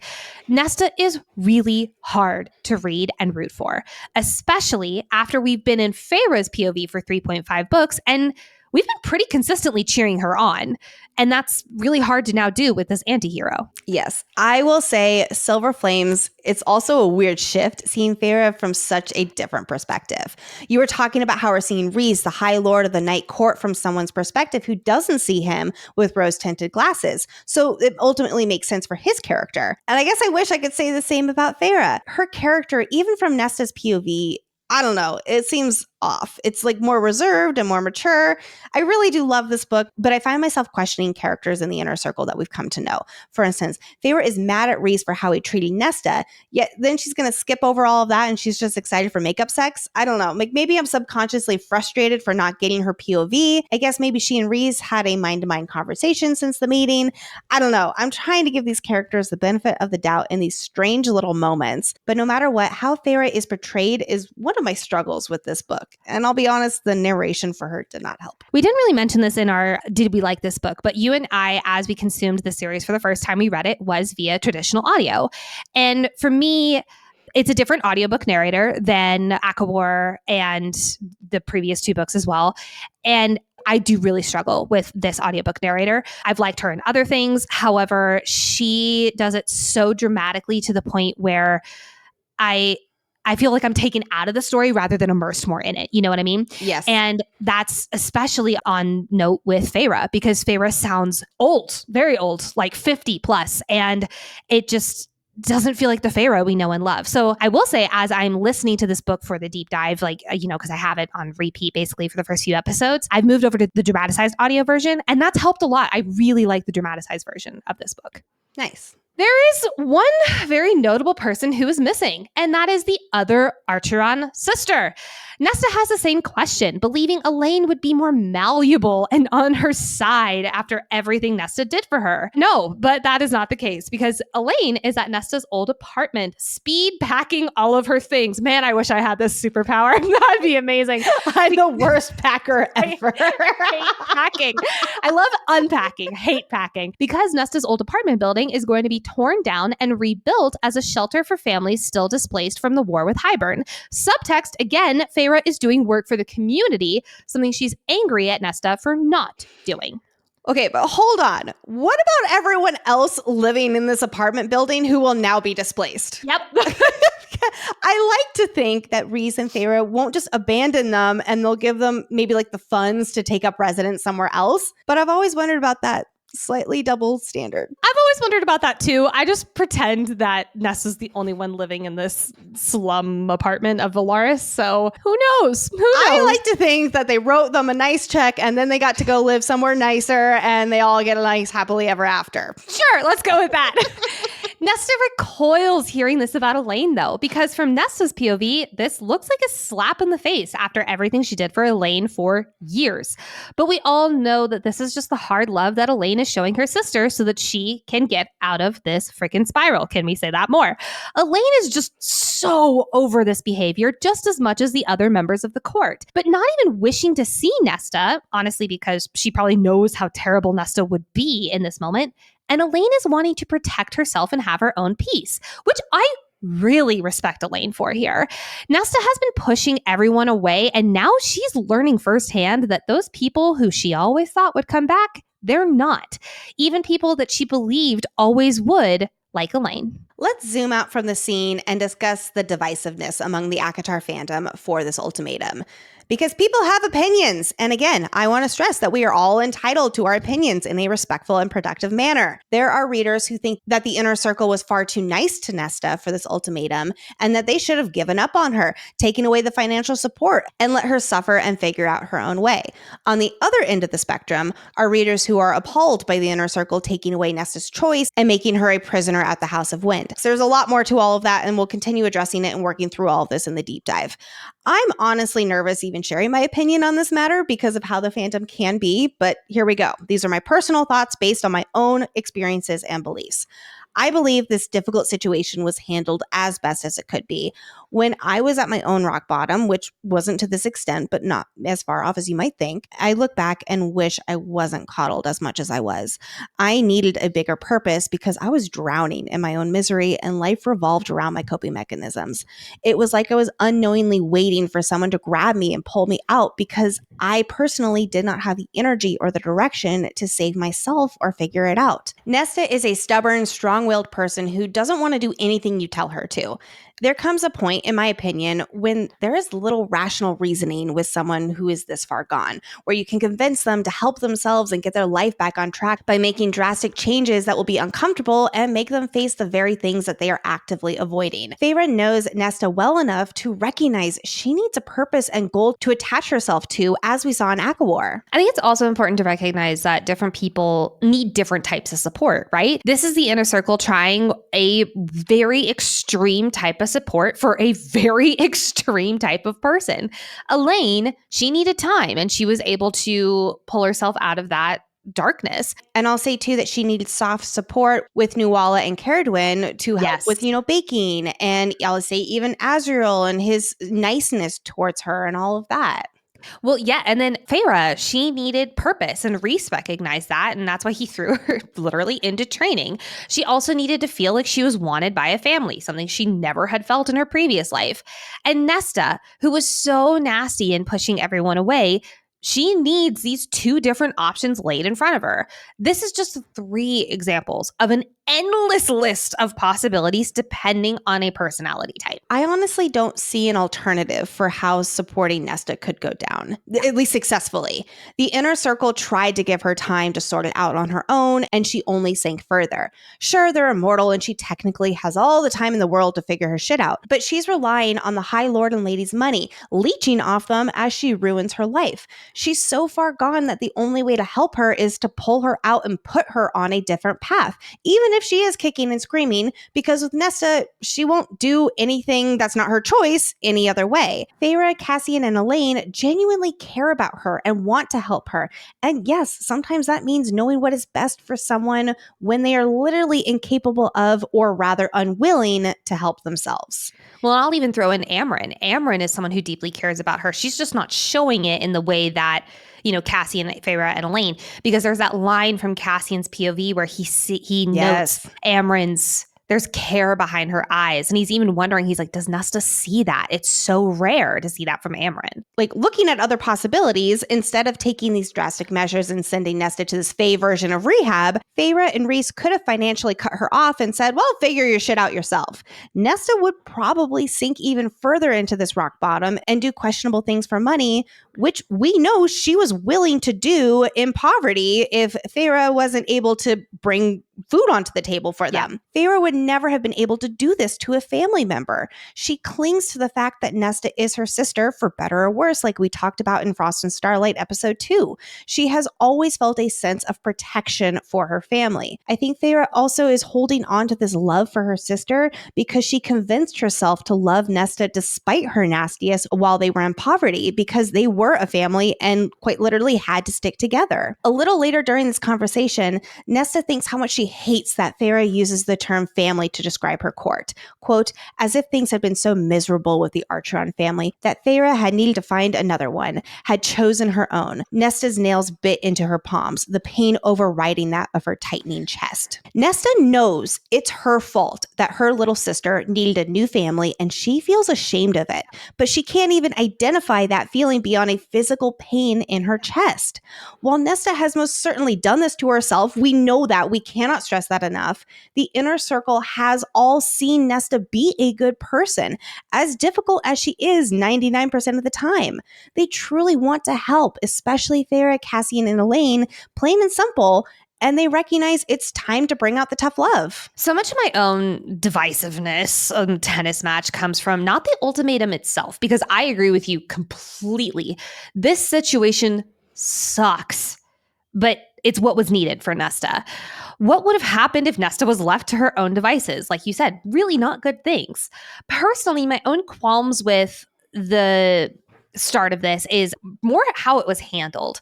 I can't help but think, this is a terrible example, but I can't help but think about in How I Met Your Mother, because I know no bounds apparently with my How I Met Your Mother parallels. There's a joke that there's interventions within the friend group. It's always handled with love and yes, humor, because it's a sitcom, right? But it's because they're a family. Feyre and Cassian are coming at this from a place of love, and it is obvious. But Rhys and Amren being there, it's not helping. I love Rhys. He is my number one book boyfriend. I'm going to go off on him for a second because he's taunting Nesta in this scene. He is here for Team Feyre, not supporting Feyre because it's her sister, but mostly defending Feyre because of how Nesta has been in the past towards her. Yes, there is a note of the worry in Amren's eyes and how rare it was, but no one except occasionally Feyre is voicing how this is actually from a place of care. I'm not even touching on Nesta's side because she is being hostile and she is throwing every ounce of venom at the Inner Circle because she knows she can easily get them on their last nerve. And trust me, we're not brushing that under the rug. This is a bad look from Nesta despite being a deep down cry for help. And simultaneously, most people in this room, except maybe Cassian and sometimes Feyre, are acting the better person, better Fae here. I definitely see where you're coming from. And I will say they have all tried to offer kindness, love, and sympathy in their support for Nesta. Yeah, that's fair. And it's true. She has not been given an ultimatum like this before. Yeah. But they have tried to be the bigger people with a gentle approach. And Nesta did not take that well either. She feels like she's being patronized. Really quick, I'm not saying take a gentle approach with her because I don't think that would have worked. That would have worked with Elaine because she's more of a gentle person. Nesta's not like that. I'm saying, I'm specifically going to call out Rhys. He's taunting her, which immediately makes her put up her claws. That's where my qualms with the ultimatum is handled, is because of how, honestly, how Rhys acts in the room. Okay. Because he's being an ass. He's being an ass, and not in a we're so over your shit way. He's being an ass in like, I'm kind of taunting you way. And that's not cool. And that's where then his mate is like, don't do that. And then she's like, let's just fuck it out. Yeah. Okay. Because I was going to say Nesta feels like she's being patronized when people are being nice to her. Yeah, because of her deep set beliefs about this family and what they must think of her. Feyre tries a kinder, gentler approach by shouldering some of that responsibility, but then that only riles Nesta up even more. Yeah, that's true. So they are changing tactics and playing Nesta's own game. And I agree with you that Rhys is not being the bigger male in the room, but he is also playing Nesta's own game. They're being harsh and direct with Nesta because that's the only way to get through to her, to get her to actually listen and understand that they're serious. I think you bring up good points. And it goes back to what we were saying earlier with the paintings. Like, this is a lose-lose situation for however they were going to handle this. They be nice, Nesta's going to feel like she's being patronized and she's going to fight back with claws and teeth. They be mean, and Nesta's going to fight back with claws and teeth because she's being, manipulated or whatever. Like, there is no good way of handling this situation because no matter what, Nesta is in a position where she has chosen to believe so terribly about the inner circle. Again, I'm just looking through Nesta's POV at the moment. She has made this decision to look at them where she is going to believe that they are acting the worst no matter what they do. Yep. So there is truly no way to win here. And I'll say too, one of the things that I love about this book is how complicated this ultimatum is. It is a lose-lose situation. And we don't come up with that as often as you might think in books. There's always the person that we're rooting for. There's always seems to be some kind of right way to go about things. And in this situation, there's not. No. I think the only person I could possibly root for in this scene is Cassian. Yes. Yeah. Speaking of how harsh Nesta can be, the summer weather has been quite harsh on my hair.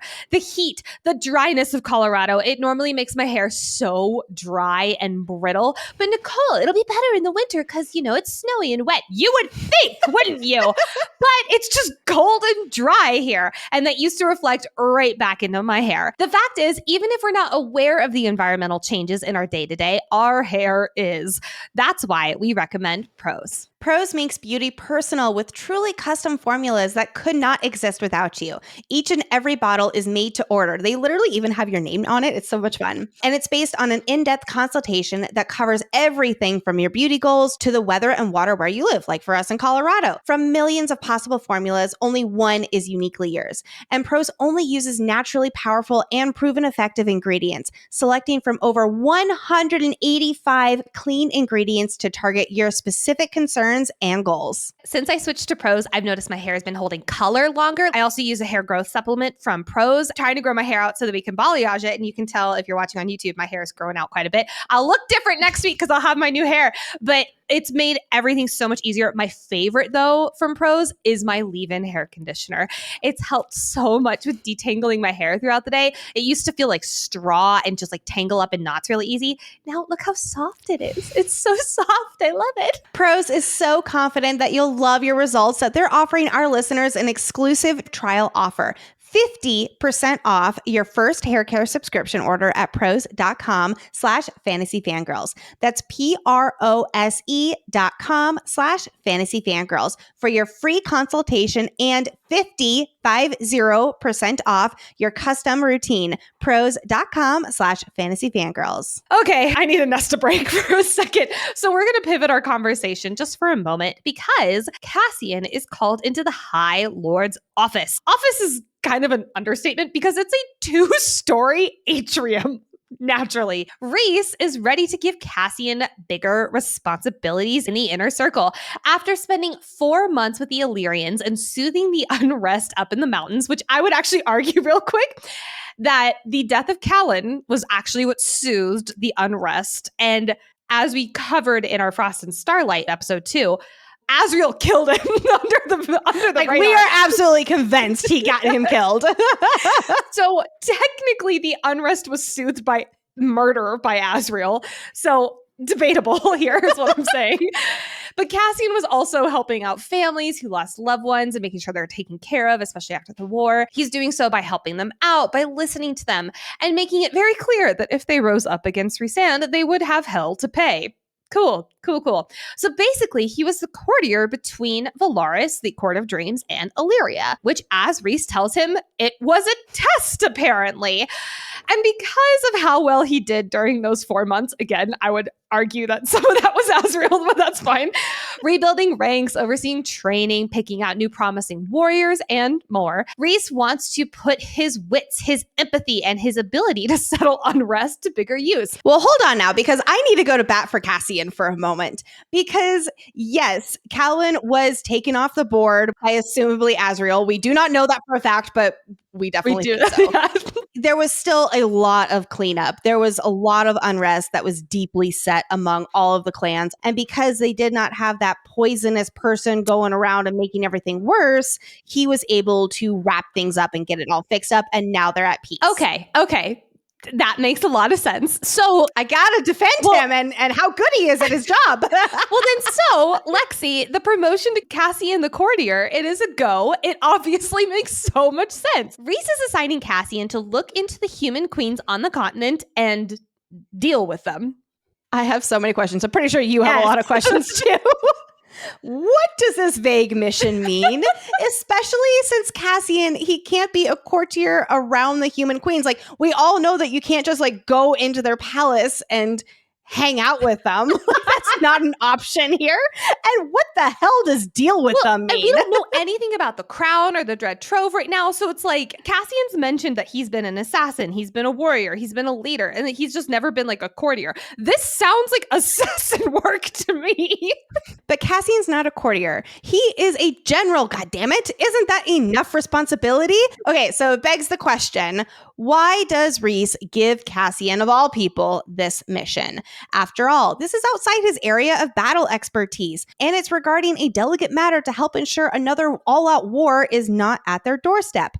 Monitoring the human queens needs to be handled with care, and like Cassian points out, this is Azriel's skill set, not his. You mean assassination? So, yes, it is Azriel's skill set. Okay, I'm going to put my let's make this make sense hat on and go through this.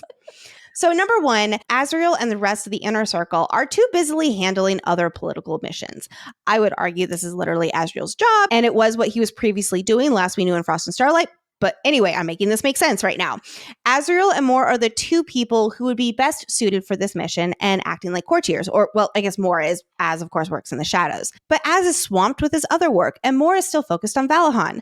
I assume Amren is out of the question because, you know, it's Amren, and Rhys and Feyre are too busy running the Night Court and working with their allies here in Prythian. Plus, Rhys wouldn't let Feyre go into danger like that on the continent right now with her pregnancy, though Cassian, of course, does not know about that yet.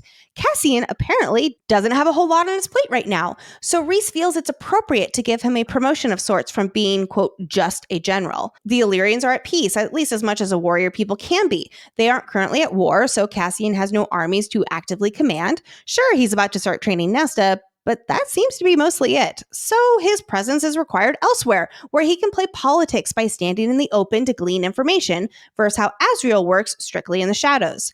Reason number two is that while Cassian protests and doesn't understand why he, of all people, is given this new responsibility, it is notable that he hesitates when he responds that being a general is enough. Cassian has always strived to be the best at what he does, which has always been fighting. He's pretty much hit the highest level of that career path and is now coasting. But like so many other characters in our story, Cassian needs to be challenged with a goal to work toward. Rhys recognizes this in his general and wants to push him to be the best that he can be. Cassian has the fighting and the commander skills. Now let's sharpen those skills in the political field to make him even more unstoppable, which will boost Cassian's self-confidence and help him reshape his own self-perspective where he feels like he's just a brute right now. But Cassian is so much smarter and strategic than he gives himself credit for, as Nesta will later realize when she reads the war books and understands how much goes into being a general. Rhys is testing Cassian to push himself and use his smarts on a completely different kind of battlefield, where verbal maneuvering and political strategy is everything. Later, when Mor will congratulate Cassian on his shiny new position, Nesta looks at him surprised, and he says to her, if only to beat her to it, quote, "Still a bastard born nobody, don't worry." Ooh, on the surface level, this is a bad look for Nesta, almost like, you know, this exciting news from Cassian, she would want to use it against him and take him down a peg. And it is sad that this is his initial reaction for him to say. However, this is much, much more reflection of how he views himself. He already struggles with believing that he's enough to lead Illyrian legions because of his upbringing. And that's why he's always trying to, I won't say like, be buddy-buddy with the Illyrians by any means, but he is still trying to feel like he can fit in there, despite being their leader. So this is almost him assuring himself, nope, I'm still a bastard-born nobody and not worthy of even being a courtier. Lastly, and the most important reason for this courtier assignment, is for good old plot convenience. Yep, I said it. Yep. It's true. It's true. The story needs one of its POV characters to be in the middle of the conflict so the reader can be the thick of the plot. It's necessary for pacing, immersion, high stakes, all of that.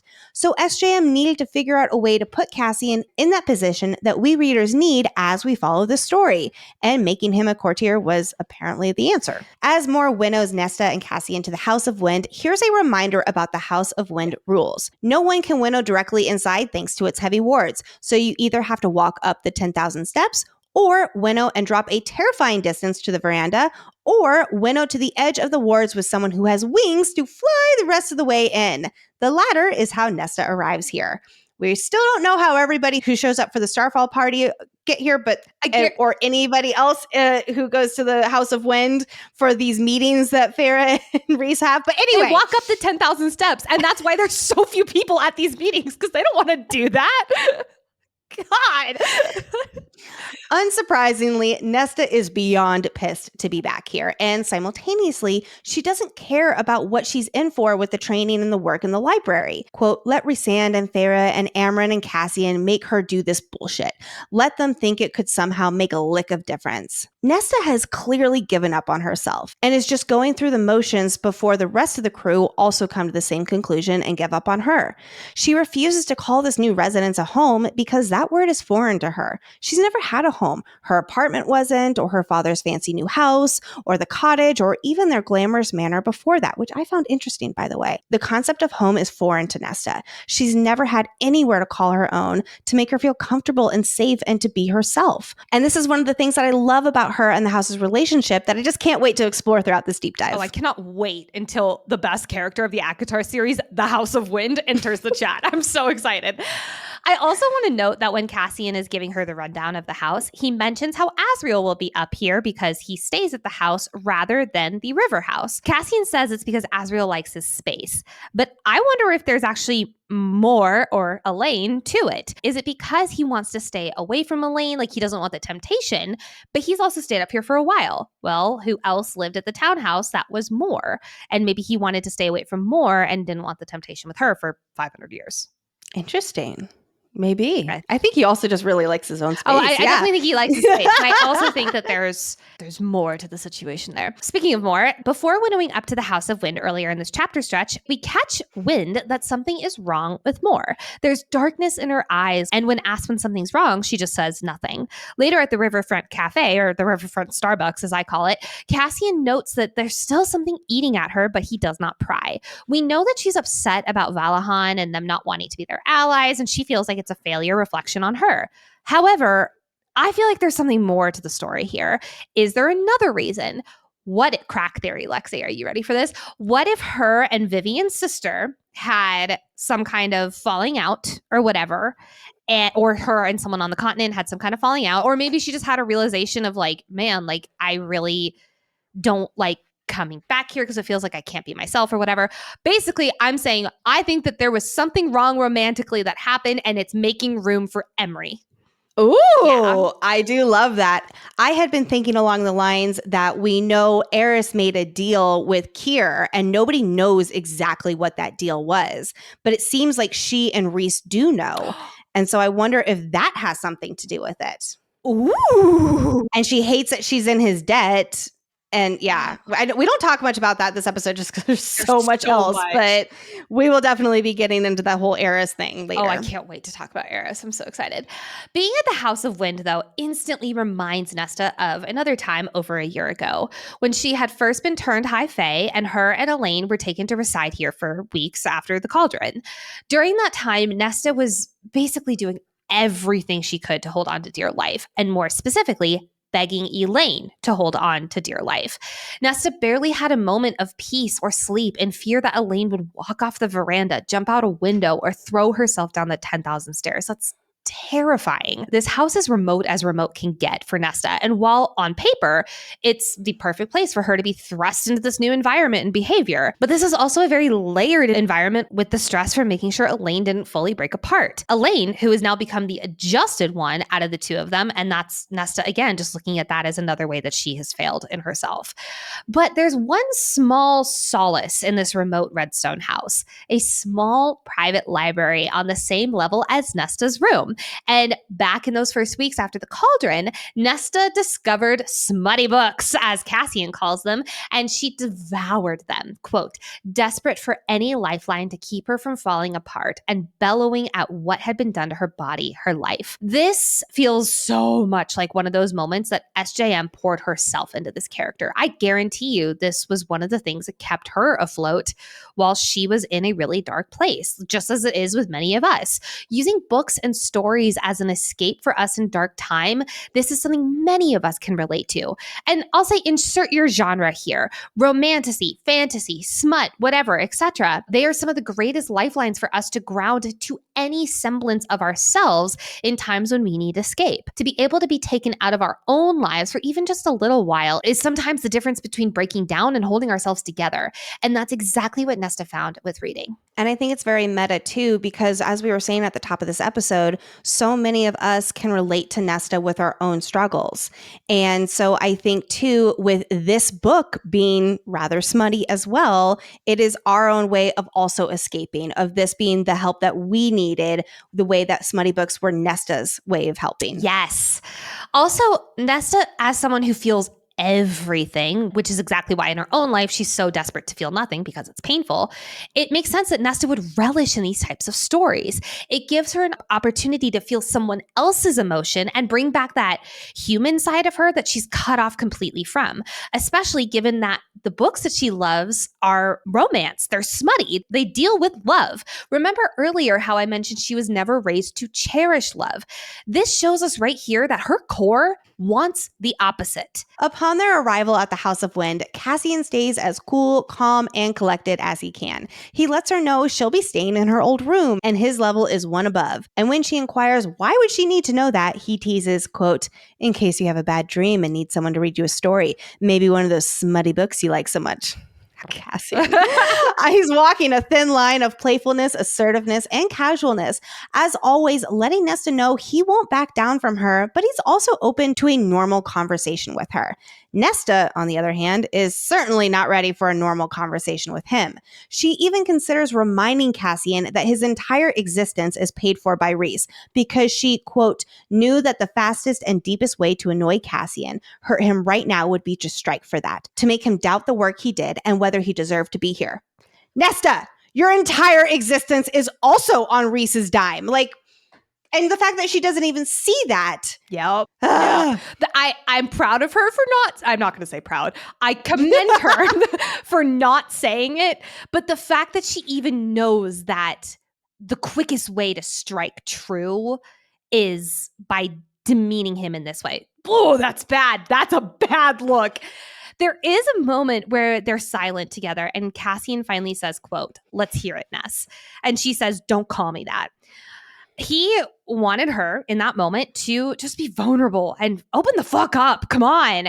It's just like he said back in Frost and Starlight. Just talk to me. But she is shutting him down instantly, instead biting out her response to him, changing the subject away from wanting her to open up. With all of that said, because I absolutely agree with you, my heart does feel for Nesta at the end of chapter 3. Quote, she barely managed to toe off her shoes before she slid beneath the layers of white down blankets and quilts, closed her eyes, and breathed. Nesta's whole world was just upended this morning, and now she's stuck in the House of Wind, which already holds bad memories for her, with the one person she wants to avoid at all costs. While I agree this was for the best, I absolutely don't want to discount the emotional turmoil she is experiencing right now. The only way she can process this is through breathing, which isn't too far off from what she'll end up doing for mind stilling. All control she had of her life has been taken away from her, and instead of bursting into a rage, she curls up in bed and breathes, because in this moment, that's all she can do. We at Fantasy Fangirls know that much time and energy goes into making those big financial decisions, because some of us don't have resand to fund our life. For instance, like buying a home, starting a family. Making money moves feels good. And with the Chime Secured Credit Builder Visa credit card, you can use everyday purchases to work toward bigger things. Start building financial credit with everyday purchases and regular on-time payments with no annual fees, interest, or credit checks with Chime. Having a strong credit score is so important as you adult through life. So many of us have that dream of buying a home one day. Well, a strong credit score opens up all kinds of new possibilities, like getting lower rates on your home loan. The Chime Credit Builder Visa credit card helps make that dream a reality by building credit using your own money. There's no annual fees, interest, or credit check to apply, and you can use it everywhere Visa credit cards are accepted. Chime also gives you access to over 50,000 fee-free ATMs. That's more than the top national 3 banks combined. Awesome.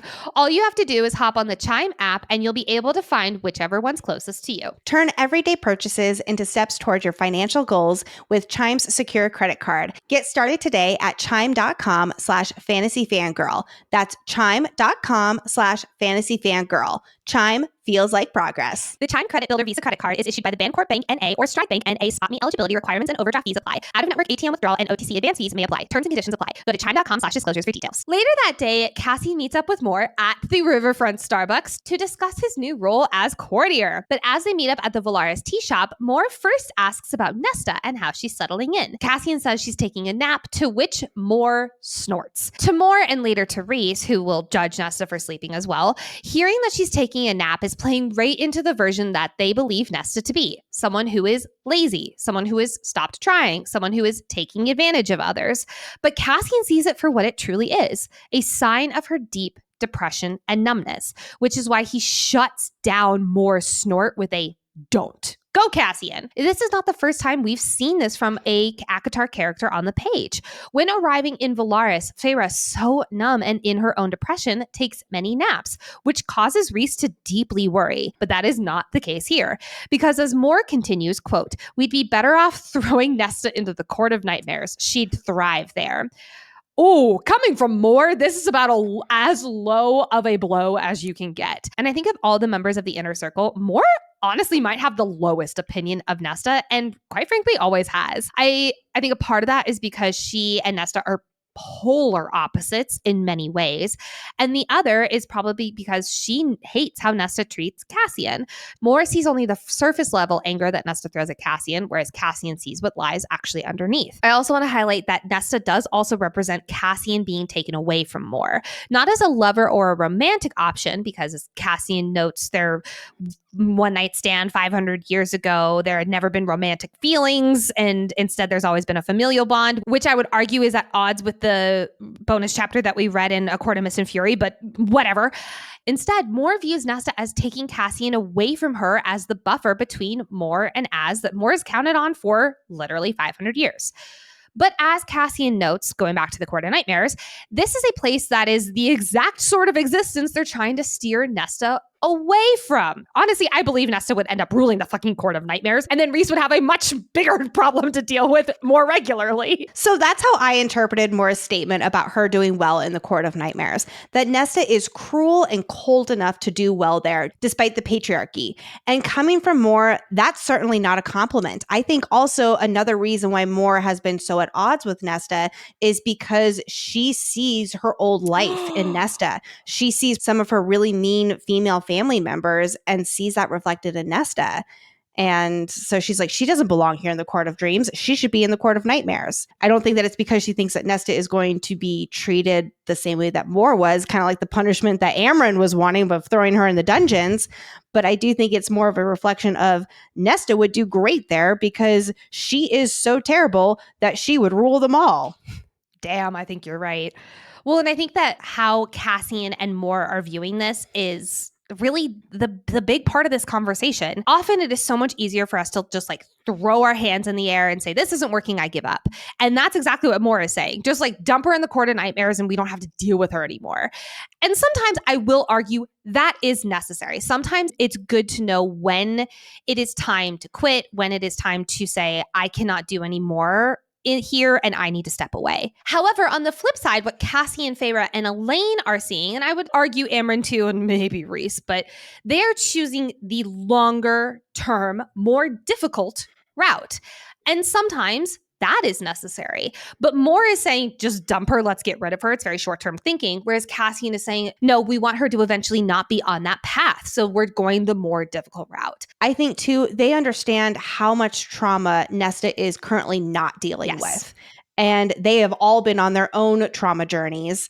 And they know that the only way that you are going to overcome it and truly become the person that you want to be, you have to face it.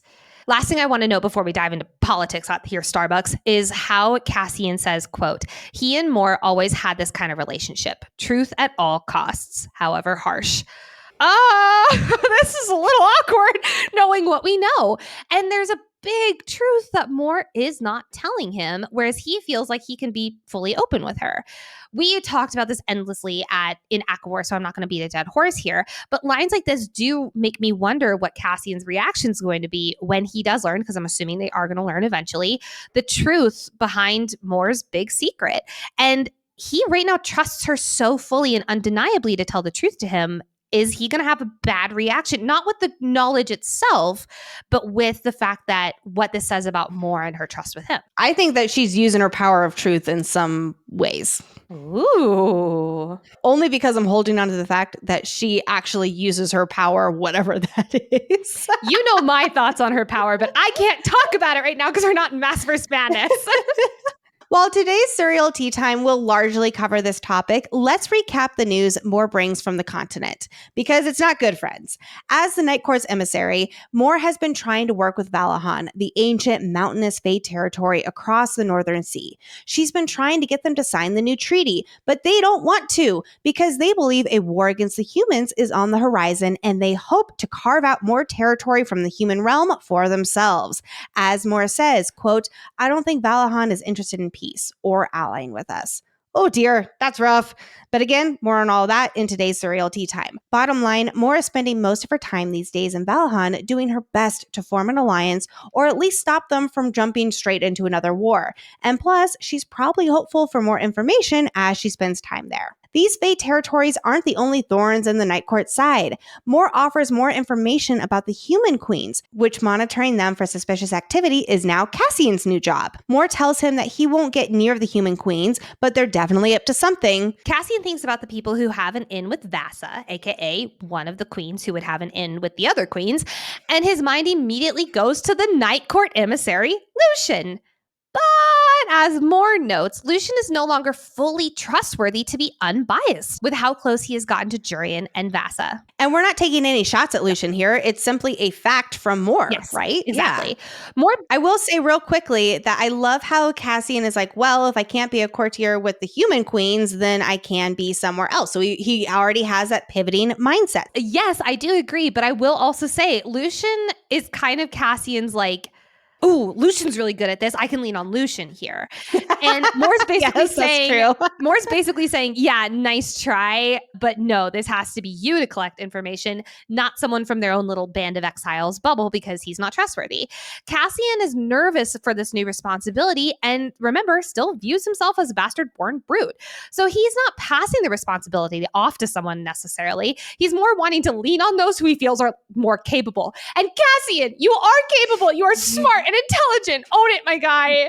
I also do love how Moore is acting as a guide for Cassian right now, as he navigates this new role that Moore herself knows very, very well. Yep. But this note from Moore also does have another purpose. Moore is playing the game. She thinks of all angles, looking at all motives. For example, Lucian here. This does feel at odds with the Cassian we know and love because he literally leads war strategy. He is one of the best judges of characters from the Inner Circle, as we have talked about at length throughout our ACOTAR coverage.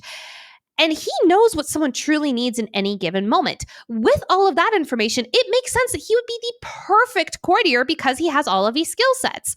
But here it is in the writing that's like, no, Moore's actually better at this than you. I don't know. It just feels... I think it's just more experience at this point in that kind of setting. Fair. And it's also his self-confidence. Fair. I feel like he's dumbed down at the beginning of this book. I don't know. Is that just me? No, definitely not just you. Okay. And again, that goes back to the main reason that he has this courtier position is because it's for Plex. And I do think that, yes, he's on his own, like kind of like little journey, like seeing that he's more capable and blah, blah, blah. he's already capable in what he does, and it just happens to not apply for the plot of the story, so we got to pivot. Yeah. Cauldron boil me. Let's go on. To wrap up our Cauldron segment here, we get a conversation between Cassian and Rhys, which, by the way, the fact that Rhys can just snoop from a distance is troubling, but moving on. Cassian gets defensive, telling Rhys not to butt in.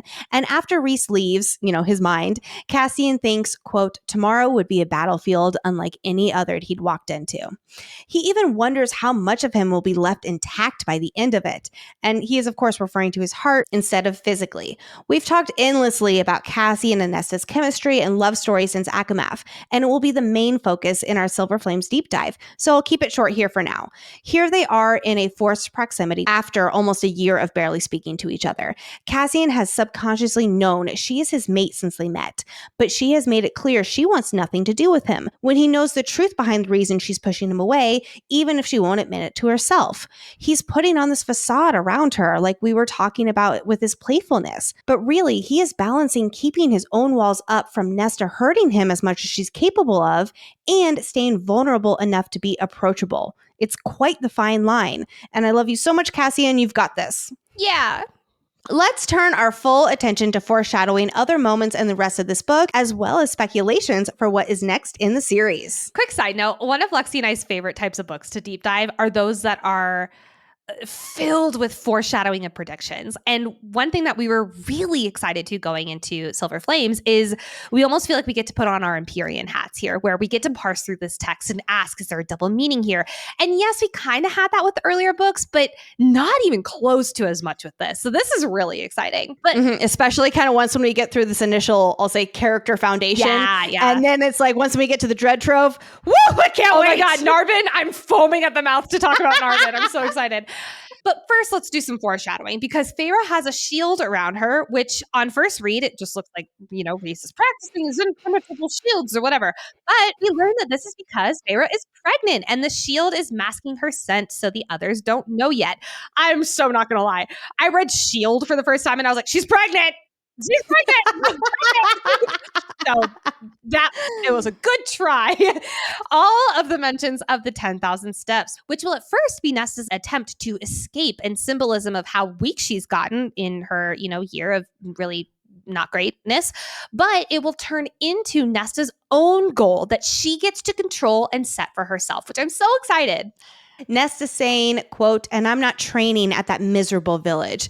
This is the first of many times she will utter this exact sentence.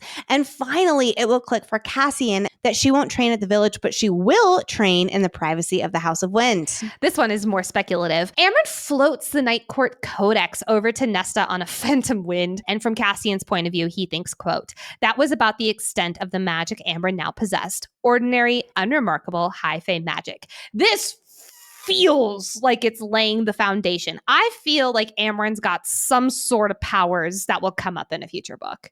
Oh, do we get to finally disagree? I think we disagree on this. Finally. We've been too nice to each other. I think this is the extent of her powers. Interesting. I think it's set up for her. I almost want to think she's hiding some powers within her. Ooh. Yeah, a little controversy. Do I like that plot idea? Not necessarily. It depends on how it's handled, but I could see that. While we talk mostly about this in Maasverse Madness, I want to connect Rhys's model that tracks the sun and tells time with the priestess Meryl's research about other realms. Cassian notes that Rhys's model somehow allows him to ponder the existence of life beyond their own world. And we'll find out that Meryl is obsessed with theories regarding the existence of different realms across the universe. She believes these worlds live on top of each other, quote, occupying the same space but separated by time and a whole bunch of other things. I wonder, what's that mean?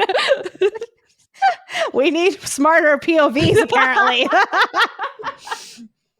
I wonder if Rhys and Meryl will put their heads together at some point to learn more about the mysteries of the universe and its realms. The Maasverse, if you will. Dun, dun, dun.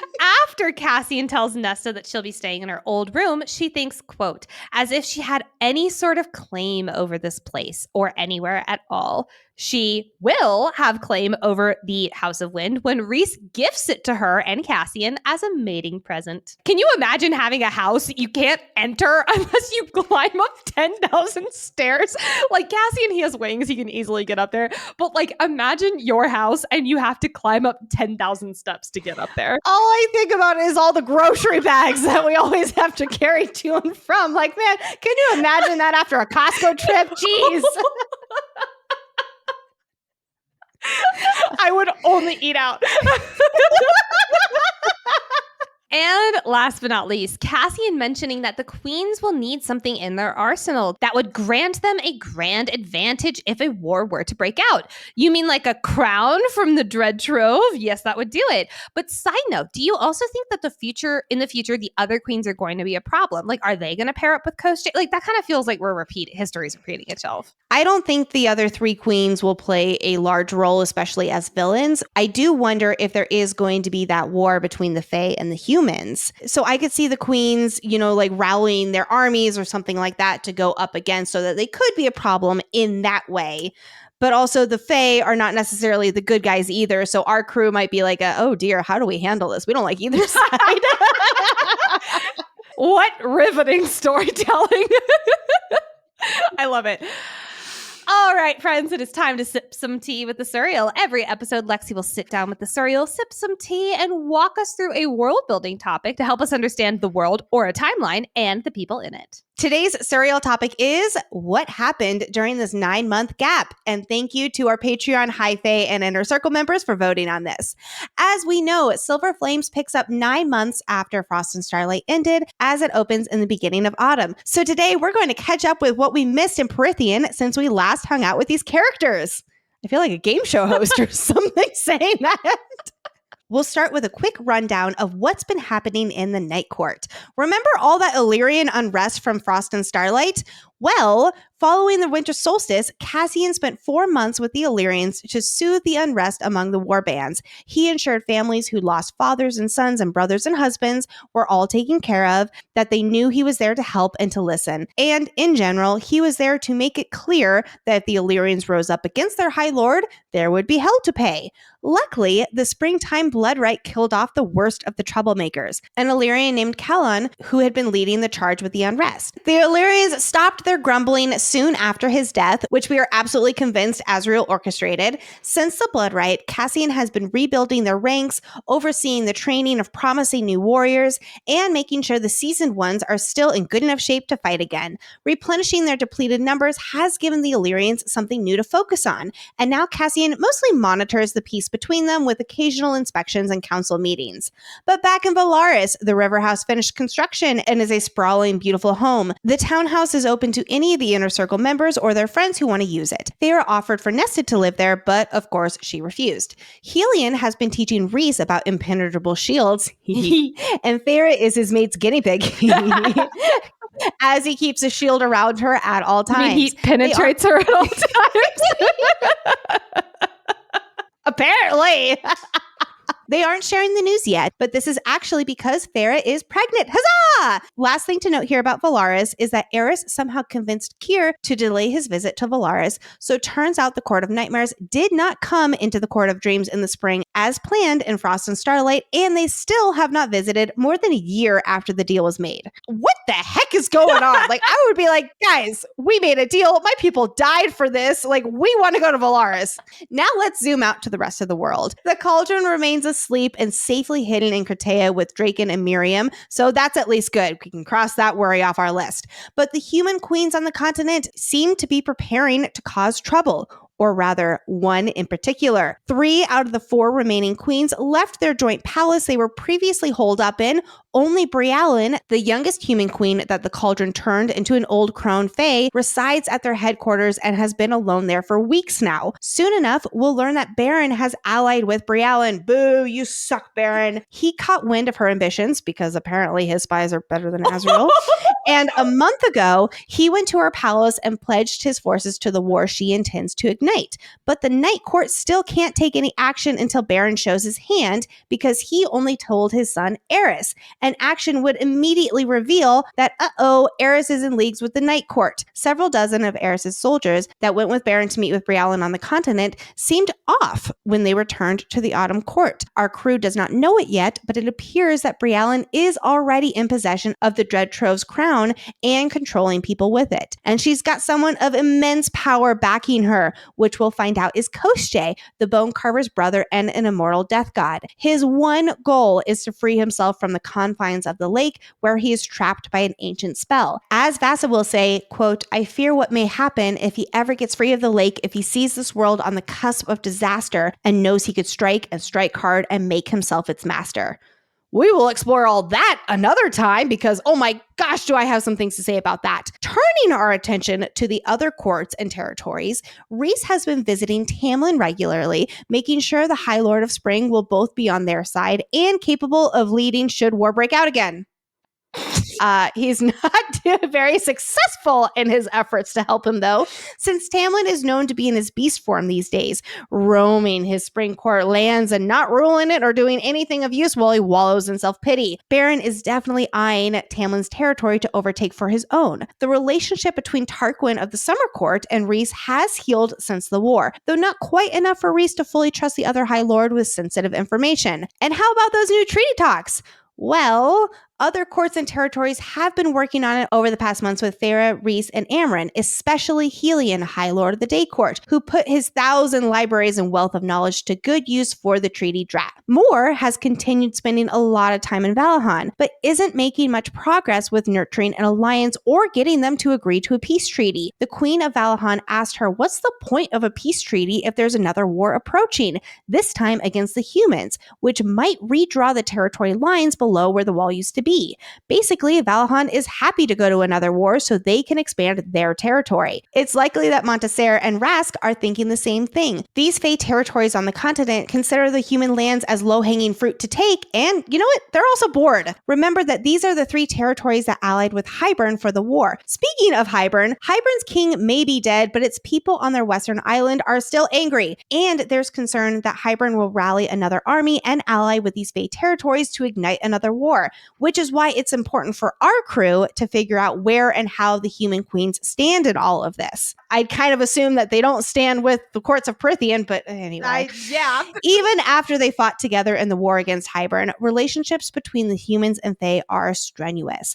The mortals' 500 years of hate and prejudice against the Fae don't just disappear overnight, and Fae are, for the most part, still not welcome below where the wall used to be. Even more than a year later, the aftermath of war is reflected in these lands with barren earth and buildings in rubble. Vasa continues to be temporarily free from her lake thanks to Papa Archeron's bargain with Koschei. She is still governing Prythian's southern human realms alongside Jurian at their manor gifted to them 9-ish months ago, which has turned into their headquarters. And Lucian is also still part of their band of exiles and voluntarily living with them now. He's moving between 3 roles these days: emissary for the Night Court, allied to Jurian and Vasa, and liaison to Tamlin. And that, friends, is our Suriel Teatime. So now we're all caught up on the happenings leading up to our story's opening. Woo! Let us close out the ACOTAR-only part of this episode with our Fae-vorite Moments. In the serious context, it's not all that funny, but I still can't help but chuckle at the idea of this one-night stand male being terrified of Cassian and trying to escape out her window. Like, that is a walk of shame. She's even like, you can just use the front door. And he's like, no! And I can just imagine Cassian just like eating his snack that he goes to pick up for the food and just watching this male just like totally make a mess out of himself. Yeah. God, that would make him feel a little bit better. Like, the situation sucks from his end. That would make him feel better. I love the little detail that Elaine's gaze, when hearing Rhys's plan about the ultimatum, remained steady. It's almost like she's a member of this court receiving orders on a mission. Cassian and Thera's relationship has always been a through line of this series, but now we see it on a deeper level with him going to see her paint. And he saw her paint an emaciated ribcage. They both lived in their own forms of poverty and can understand the desperation that hunger leaves, and they've really connected over this throughout their friendship. On a more cheerful note, Cassian recalling the time him and his brothers would fuck any female who showed interest.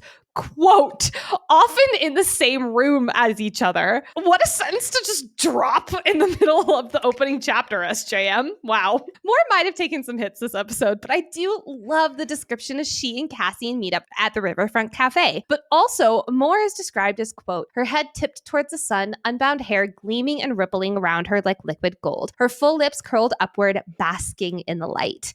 Cassian goes on to mention how it doesn't matter that she's 500 years out of the Court of Nightmares. She has never once stopped appreciating the sun. And I just love these little moments like this with Moore, especially in an episode that is a little bit tough from her, because it really showcases that she is a ray of sunshine, because she doesn't really feel like it in this book, considering whose POV we're looking through. Yep. Between Rhys, Moore, Cassian, and Azriel, they've stashed and forgotten about so many weapons in the House of Wind. Like, that absolutely checks out. I love it. Azriel returning and wanting Cassian to know that he's home safe by closing the door, but just so that Cassian could hear it, not so that they could actually have a conversation and he'd tell him, like, face to face that he's home. I just love that this is the Prithian version of the I'm home safe text. Like, we've all sent those texts, and this is definitely Azriel's version. And I love, too, that it shows just how close they are, that Cassian knows exactly where Azriel is trying to convey to him, because they've been best friends for 500 years. All right, friends, we are about to begin our Maasverse Madness section of the episode. Get ready. These are not short ones. But before we do, we want to give the biggest thank you to our newest Inner Circle members. Thank you from the bottom of our hearts for your support. We appreciate you so much. Thank you to Sarah, Erica, Jennifer, Molly, Haley, Sammy, Kayla, Sunshine Yang, Megan, Amy, Mad Eye 2313, awesome, Bree, Peyton, and Abigail. Welcome to the Inner Circle. Thank you so much. We appreciate you so much. Today's Maasverse Madness includes spoilers for all 3 Crescent City books, including the ending of House of Flame and Shadow. Honestly, friends, at this point, you can expect every Maasverse Madness to be packed with House of Flame and Shadow spoilers. So if you have not read the Crescent City series, this is where we part ways for the day. But before you go, remember that next episode we will be covering Silver Flames, chapters 5 through 11. And if you're like, hey, I want my name read on the Fantasy Fangirls podcast too, well, go ahead and join the Patreon party at patreon.com/fantasyfangirls. And we have a new merch collab that just released, at least at the time of this recording, yesterday, with Erin from Sparrow and Wild. We are obsessed with these shirt and crew neck designs. They are insanely good. You can find not only that merch collab, but also all of our merch in the show notes. And also be sure to give us a follow at Fantasy Fangirls Pod on TikTok and Instagram. We are so active on social media. We have so much more content there. So please be sure to give us a follow. And last but not least, do not forget to rate and review the podcast. It takes 5 seconds. It is the quickest thing you could ever do to give us a hug virtually. And don't just do it for this podcast, because if you listen to other podcasts, please do it for them too. It is literally one of the quickest and best things you can do for your podcasters. We are now entering our Maasverse Madness segment of the episode, where we call out series crossover references and discuss theories. Today, we are discussing concepts that give spoilers from the Crescent City series, so please only continue listening if you have read all 3 books. All right. You've read all 3 books if you're still listening. So with this being the opening episode of Silver Flames, I have to bring up the cover. There is a mask, and above the mask, there is a partially covered sun. I'm going to call it a setting sun, aka dusk.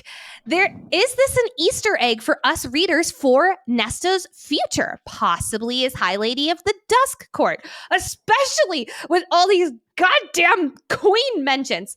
And I guess it could be or is this a tie to her being Starborn Fae, which we will talk about in a second. She even goes to the prison in this book, which is where the Dusk Court used to be. Do you think she's going to be High Lady? I don't know about High Lady. I have so many thoughts that are still kind of jumbled around. So I cannot wait to start getting them all clear and to start conveying them and processing and talking all about the Dust Court, the prison, the starbornness. Like it all ties together and I can't wait. Well, let's get into the starbornness. So I have a feeling we're just going to be brushing the surface. And as I was writing this out, I had to keep reminding myself this is episode 1. I can't go all into this, but we are just going to be brushing the surface with this theory today. But that theory is that Nesta, and therefore the rest of the Archeron sisters, are descendants from the starborn Fae line. Yes, Bryce, Rune, Rhysand, Thea, Helena, Celine, all of them. As we discussed in our ACOMAF coverage during chapter 55, nice, that Fae-vorite starts glowing with starlight. There are so many mentions of starlight. And when asked if it's the day court, it was never really confirmed that that's where the power came from. And we've kept bringing it up since then, like with Thera's crown that could have originally been Thea's from an ACOWAR episode. But this star language is just getting started in this book with Nesta emerging from the cauldron as, quote, a newborn star. And she also looks at the night sky from the House of Wind. Quote, she lets starlight gently brush her head, her face, her neck, imagined it running its shimmering fingers down her neck, as her mother had done for her and her alone. This cannot be an accident with how this is written. Literally talking about starlight and then bringing up her mother. So this is the question. Is their mother the descendant of the Celine line of the Starborn Fae, aka the Fae warrior that the Bone Carver discussed back in ACOWAR, whose bloodline still runs through some human line, aka the Archerons? We know from Celine that when she came back to Prythian, she mated with the High Lord of Night and they had babies. Was there a lost child, either through them or even just somewhere down the line, and they went to go live with the humans, maybe even, I won't say mate, but maybe mate, but go be with the humans, and then they stayed in the human realm? Yes, Lexi? What if, because they lived in Valaris, and one of them decided to go be a merchant and then took off, and they are actually from Papa Archeron's line? Okay. Okay. I honestly, I'm so torn. I contributed to Spice Watch. I can't decide if this would be from Mama Archeron or Papa Archeron, because there's so many question marks when it comes from Mama Archeron. For instance, Tamlin saying, like, your mother never told you stories about us. Yes. Like, all of those little hints. But Papa Archeron is so intertwined with all things Prythian through Spice Watch and Gem Watch and all those things watch. Like, I don't know. Maybe it's both of them. That's a little weird, but maybe. I don't know. I can't decide. But at this point, it is so canon to me that the Archerons are descendants of the Starborn Fae. Like, that is so, that's not even a question of mine anymore. I agree. And all this discussion about a newborn star and Nesta's connection with stars, that's not even taking into the fact that Bryce has the same star on her and all of the implications that that has. Again, we will be getting into that throughout this deep dive. Bryce's parting words to Nesta are, quote, I think that 8-pointed star was tattooed on you for a reason. Take that sword and go figure out why. 8-pointed star. How many words is, and she emerged from the cauldron at like an emerged star, whatever the fuck I said earlier, that is 8 words. Like, honestly, at this point, we just need a whole episode about this entire Starborn theory and how it connects to everything and how it connects to all these different characters. Because the evidence is all there that the Archeron sisters are descendants of the Starborn Fae. Absolutely. Pivoting ever so slightly, this is a shorter one, but Nesta saying, quote, she didn't know where she belonged in this world either. I couldn't help but think of my favorite moment from Flame and Shadow when Ember says to Nesta, quote, you'll find your way. Nesta, by the end of this book, has a found family, but as we learned in House of Flame and Shadow, there's still something missing. Maybe that could do with the Dust Court. There's this something missing, and she feels like she finally needs to go back to her ultimate homeland, I'll call it. Now, we talked about, is she going to be the queen of the Dust Court or the High Lady of the Dust Court? I could see that. One of the things that I see more is her, I'll call it resurrecting. She's the queen of death, resurrecting the Dust Court. Yes, especially being like the master of the Dread Trove. And remember too, the Cauldron is the creator of all life as well. And it is its magic is directly tied into all of the land. And even though Nesta did give her power back, which we will explore all of that at a later time too. But she didn't though, because she has it in Flame and Shadow. Yes, that's the confusing thing. This book is going to give us a headache. I feel like Let's move on to something a little bit easier to understand. Rhys has a model that he built centuries ago that, quote, somehow allowed Rhys to ponder the existence of life outside their own world and other things. Sure. Who else has one of these other than the priestesses? The Autumn King. His purpose was wanting to learn their original homeland of the Fae and the truth behind it. Which is where Rhys and them are. Yes, exactly. Yes. I do wonder if this little, I'll call it Easter egg, is here for us to prep for Crescent City Sky and Breath. Yes. Because Sky and Breath came out a year after Silver Flames was released in 2021. So it's almost like it's foreshadowing, but for another series. Yes, it makes me think that SJM was letting us know that, hey, these worlds absolutely live within the same universe. And like you're saying, it was definitely prepping us for the crazy ending of Sky and Breath. Still one of my favorite endings ever. But this also makes me wonder if Rhys knows that there's other life.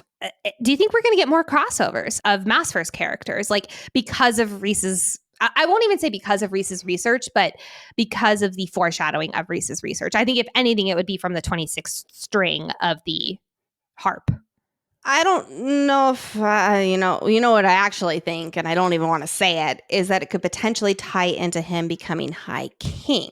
I'm not sure exactly how that would work, but you know how knowledge is power, and he has knowledge about other worlds. I really do think that he and Meryl are going to connect and figure some things out.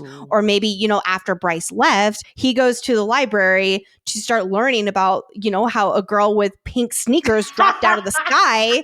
And that's where he and Meryl start pairing up and they start doing way more work. And then that expands into more possibilities there. So that's actually not tied to the High King whatsoever. But yeah. I definitely think that this is priming us readers to get ready for more Maasverse connections. Yes.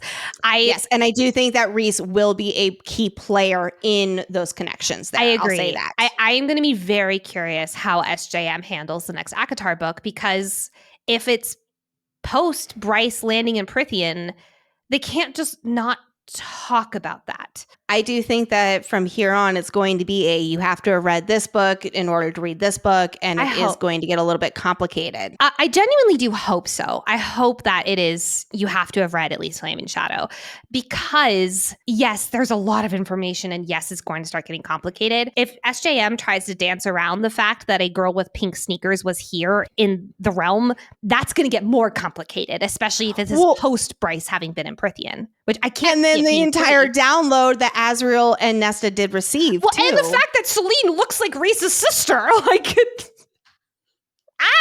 so many loose ends. Yes. I need the date for ACOTAR 6, please, God. All right, friends, we are going to put a pin in that for right now. Next week, like we mentioned, we are going to be covering chapters 5 through 11 of Silver Flames. It's going to be another tough one for Nesta. I would actually argue it might be tougher for Nesta, or at least my opinion of Nesta is tougher than I was on her in this episode, which is saying something. Anyway, thank you, as always, to our executive producer, Hayden, aka our sanity manager. We love you. And of course, as always, do be sure to share this episode with your fellow Silver Flame friends. If you have complicated feelings about Nesta and your friend is like the biggest Nesta fan, this is a good way for you guys to find common ground, hopefully. Bye. All right, everybody. See you later. Bye-bye. There's this... She is... Did I not finish my sentence there? I guess I didn't. No, if that isn't almost a direct... Because I thought the same thing when I was reading it. I was like, wait, no, she did this right. Yeah. Growing up, she was able to keep herself propped up against that wall that she put up against everyone else because of how she equipped herself as the wolf. Did that make any sense? Nope, it didn't. Let me try that one more time.